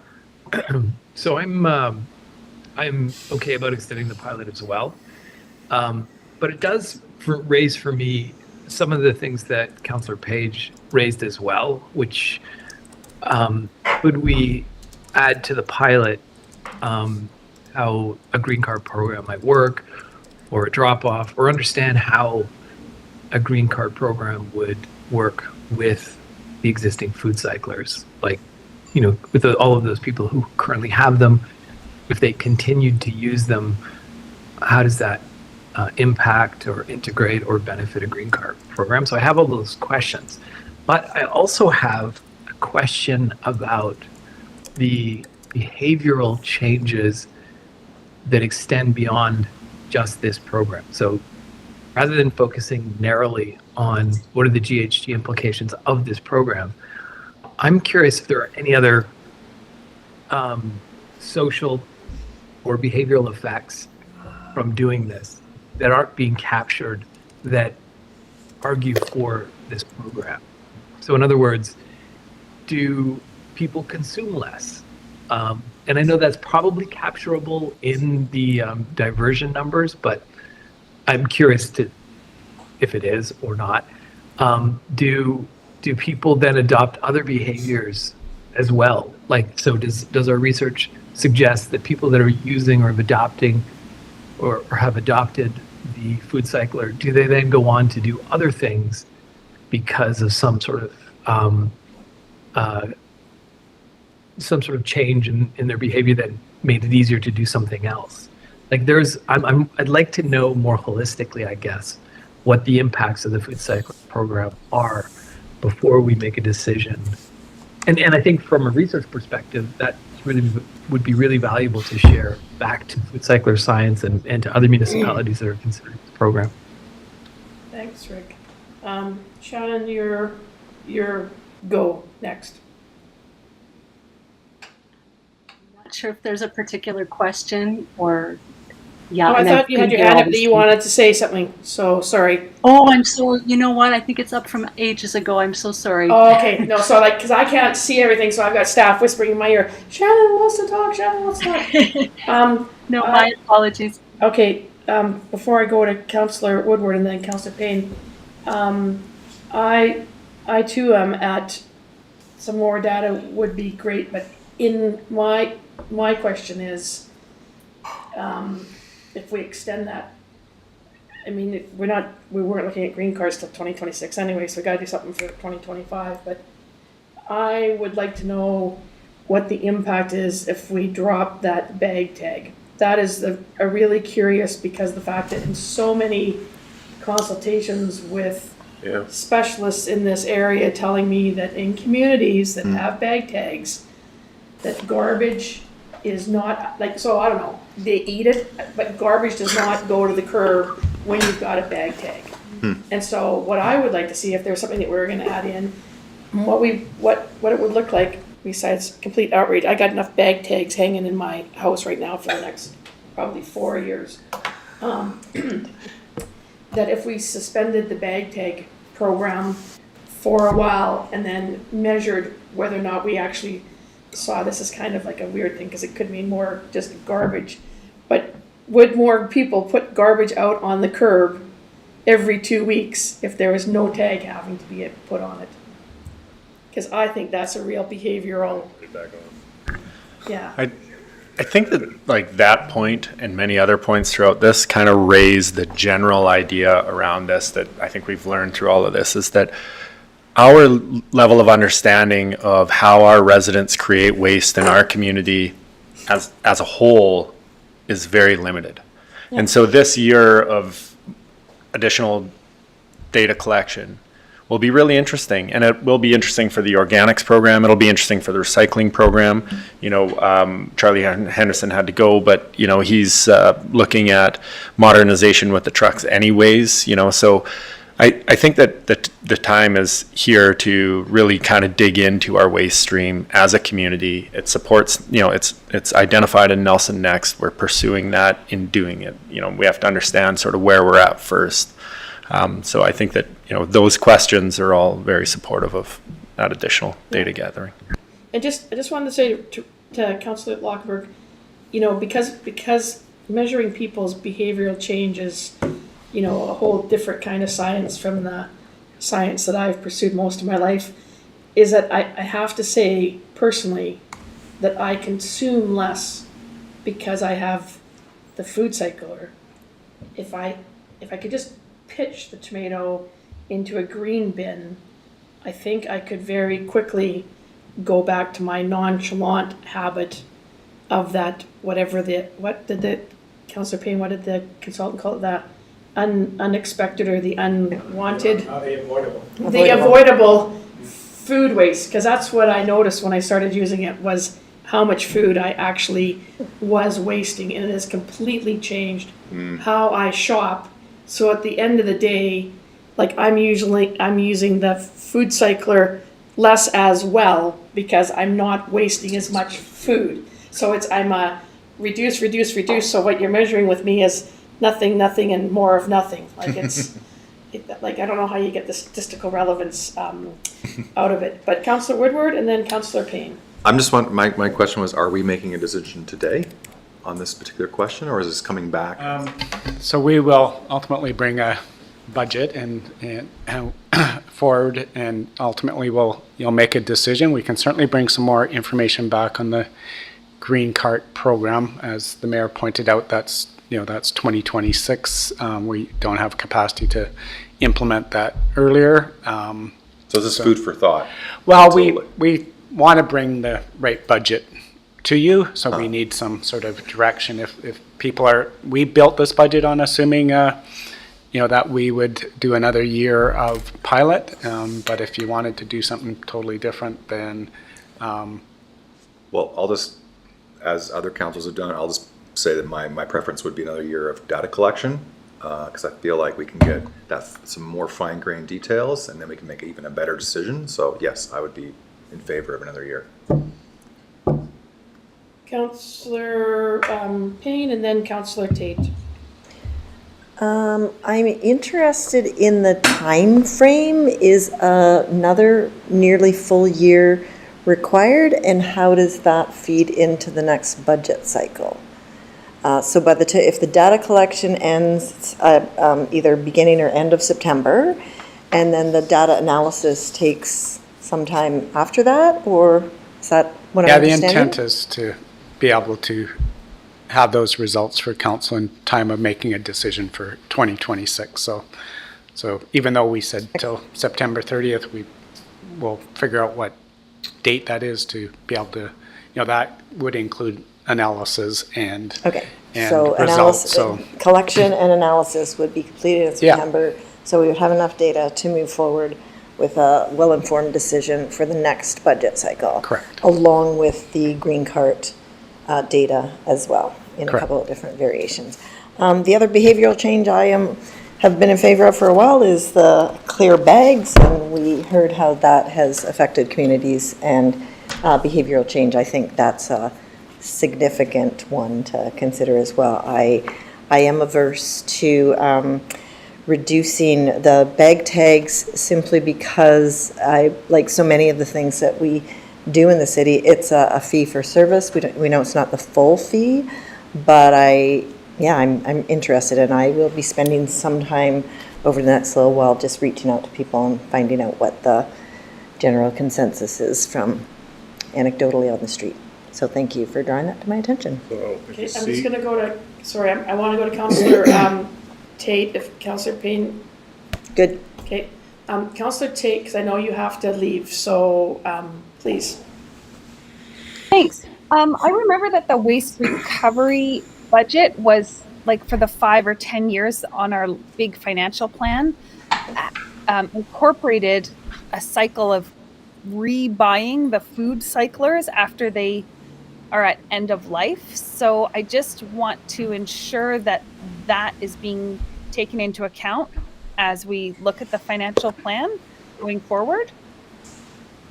Because I recall that there was like these increases year to year, that there was another big boost once the 7-year life cycle of the food cyclers. Yeah, so when we set the financial plan, it was to build reserves to replace them at the end of their life. So that's factored in, yes. So then we would take that out. Well, either, I guess. Well, not at Councillor this would stage. keep the reserves. It's reserves. We're not buying like 500 more units every year to have for anything that broke down. So it'd be reserves. Okay, So if we were going to do a green program, we'd probably have to have some reserve, so they'd be in reserves, and that money would be moved, would be my guess. Yeah, if we pivot to a green bid program in the future, we would estimate how often we have to replace bins, and we would do a similar thing to build reserves over the time, so that when they came to be replaced, we had money to replace those. So we'd do it the same way. Just an update. Right. I just want to be careful because I recall that there was an increase in waste recovery when we bought blue bins, and that it was like to buy the blue bins, but then that increase never went away. Yeah. So these other increases that are predicted based on the food cycler program need to be reevaluated. Yeah. Amy wants to answer your question. Just an update for those online. I've just handed out the financial budget as well as emailed that out to those for online counselors. And I think CFO Jury will make a few comments on a few of the items. Yeah. Amy, I don't think I think we're just looking for direction. Well, we can give this for information for right now, because this reflects if we carried on for another pilot year and did the education, and if that's the direction, then this is what the budget would look like. If people want some additional information, what the impact of green cart would be, then we can bring that back and have another sort of resource recovery discussion. Okay, thanks. And then my last comment is I would not be in favor of a clear bag program. I don't think that shaming mechanism is a good way to go at this stage in our trying to figure out how to change behaviors. Okay, thank you, Councillor Tate. And I'm just sort of thinking is that, we have a budget meeting on December the 10th? 10? Somebody tell me 10? 7, 10, 7. And depending on where we are, we could have the time to go over this not rehash the conversation, but to go over the financials, potentially. Potentially. We do need to determine rates for 2025 to get all of the water, wastewater, and resource recovery fees out to residents in the new year. So I believe those first 3 readings would come to you later in November. So am I having a special meeting during the... Well, we probably can, we can probably include this as when are we? Is that Chris? Sure. Yeah, sorry. Okay. When are you planning on, when do we have to adopt the bylaw by? Well, normally we do this, kind of do first 3 readings in November and then kind of adopt in December, so we can get these out early in the year.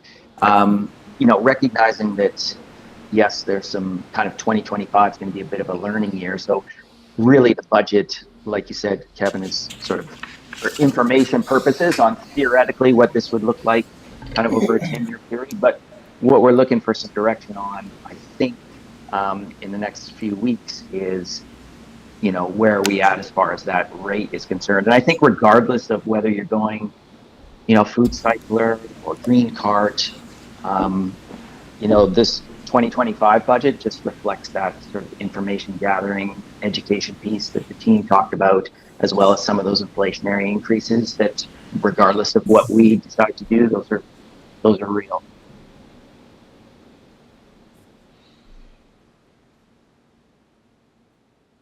Councillor Pinero and then Councillor Page.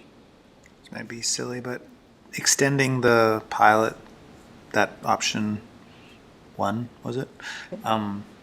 That just extends our data collection on the existing project, right? We're not extending the area or anything like that. We're just more time with those numbers.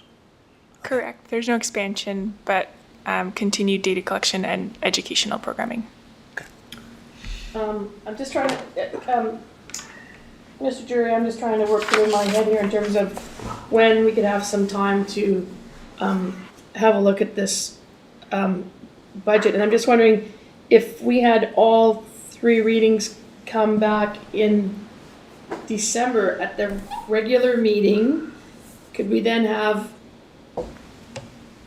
could we have a special meeting before the budget meeting, which is the 3 days later in that week?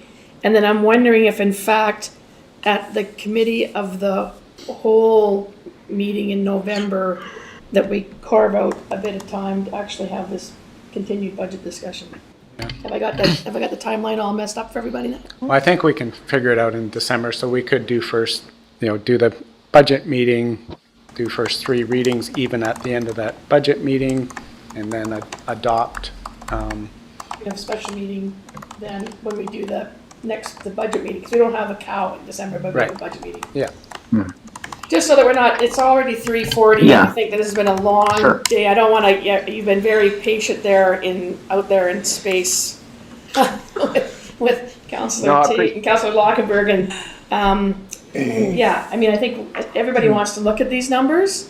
So I think that let's take some opportunity, and we could, I'm sure we could have some time to have a bit of a budget workshop to look at these numbers during the cow this month, as opposed to bringing 3 readings this month. And then that would still give you time to have the 3 readings. We can get it done within December, and I think that gives you enough time to still get the things out for the March deadline. Amy's nodding here, Chris, just so you know. No, I appreciate that, you know, you throw something on everybody's desk here at 15 minutes before the end of the day. Making a decision on that is kind of a tough one.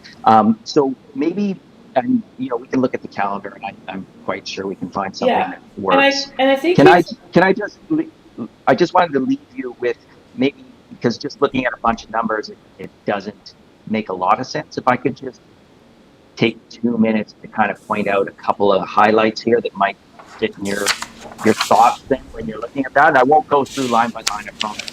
This is just really briefly. And you're breaking up too, like our guest was. Yeah. Can you lean into your? Must be our system then. Can you Don't you lean think? into your microphone It's or not whatever ours. a bit more? Okay. Yeah, I'm using a headset, so I can't lean much further.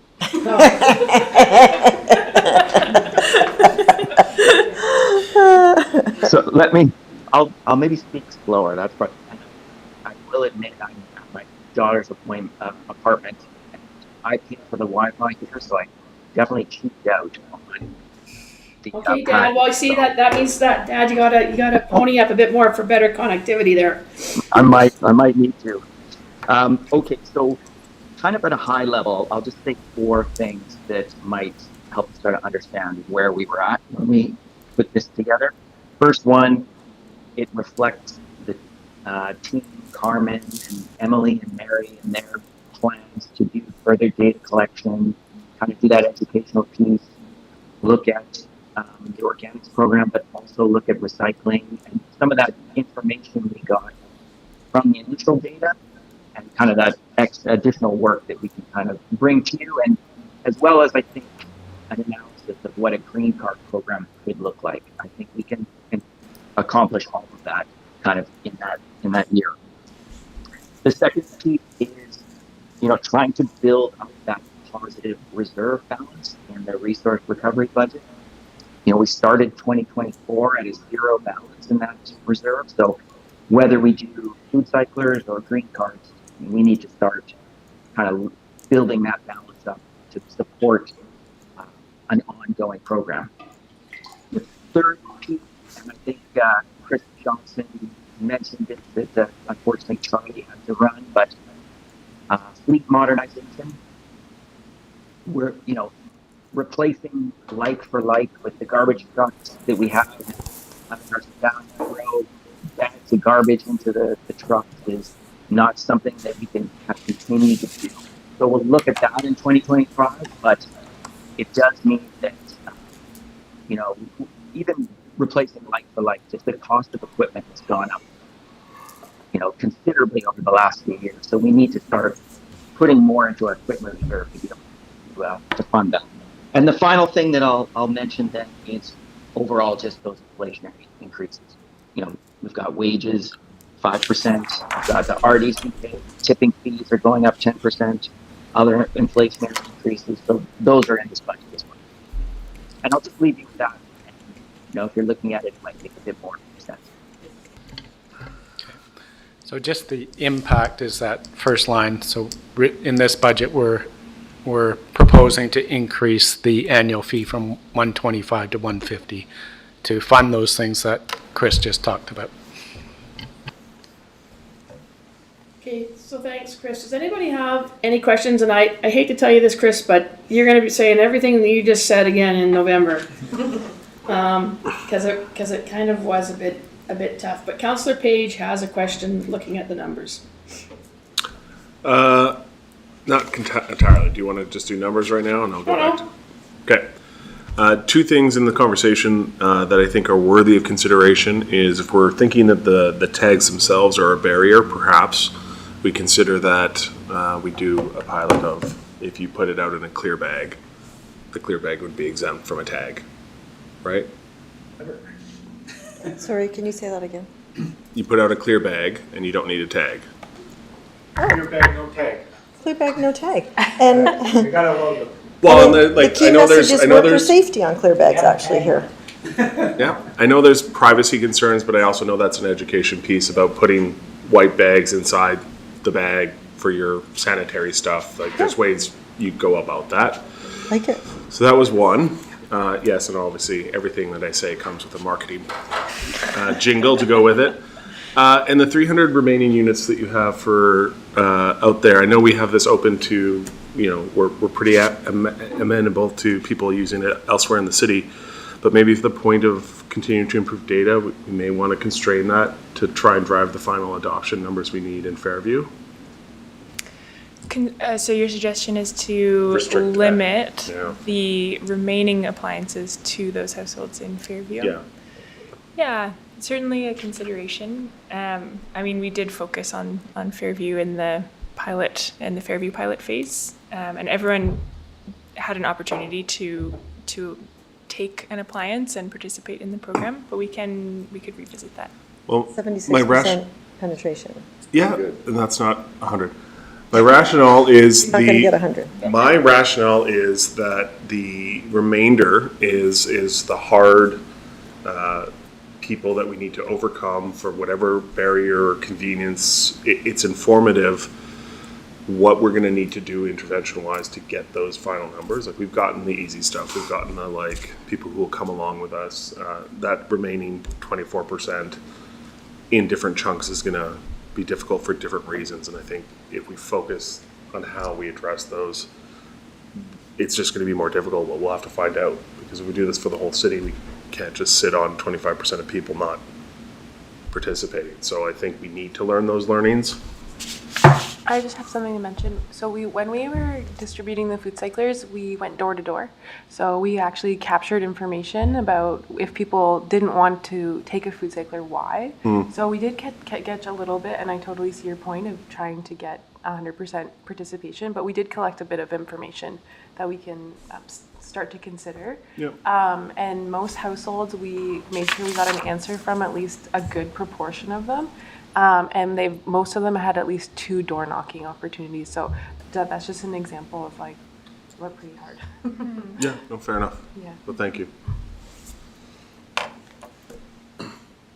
Okay, I think that, just for those online, so I feel the general consensus is, at this point, we're gonna move forward with option 1, the continuation of the program, and that and we would like to start seeing as soon as possible as a council what projected costs might look like for other options, the most obvious one being a green cart program, and then also to contemplate no clear bag, no tag.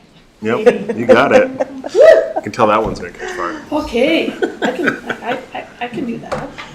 I'll tag anyways, but Put your it is, tag inside a clear bag. it's only fair. If you want to get this. You can see it, you have to I be able to see do. for, I pay there's a for little bag parking that's all the allowed time. for privacy. Okay. Yeah. Anyhow, Tampons. I think that's where we are. So there could be a workshop. We'll work it through with staff when I build the agenda for November. And then what we'll see is coming back in December, we'll see first 3 readings. And then we'll do adoption because of the fact that the utility bill has to come out earlier in the year. And then adoption will follow at that actual budget meeting in the 9th of December, 6th of December. Yeah. Okay, so I want to thank staff for time. Thank you. Rick, are they all gone? Did Rick go away? Like, everybody's gone off my screen, not completely. No, Kate sent me a note to say that she was gone, but Rick, Sarah, Shannon. Still here. Rick, any last comment from you? It's always tough when you sit at home and listen and you're not right here. I don't want to forget you. Clear bag, no tag. Hey. Yeah. Wow, it's a T-shirt slogan. We don't want clear t-shirts. We want to be careful. Wow. But it does lead to some fun marketing materials, really. Yeah. So, okay, on that note, It's I'd like to just a tattoo. thank staff again for their work. I think you've been given some direction on where to go today. And I'd like to thank councillors for their time today on a Friday afternoon. We'll have to wait till tomorrow and keep our fingers crossed that we get sunshine to bask in tomorrow. And on that note, if I could have a motion to adjourn, moved by Councillor Page, seconded by Councillor Woodward. All those in favor? Opposed? And that carries. Thank you, everybody. And everyone. Thank you so Thank much. you. Thanks.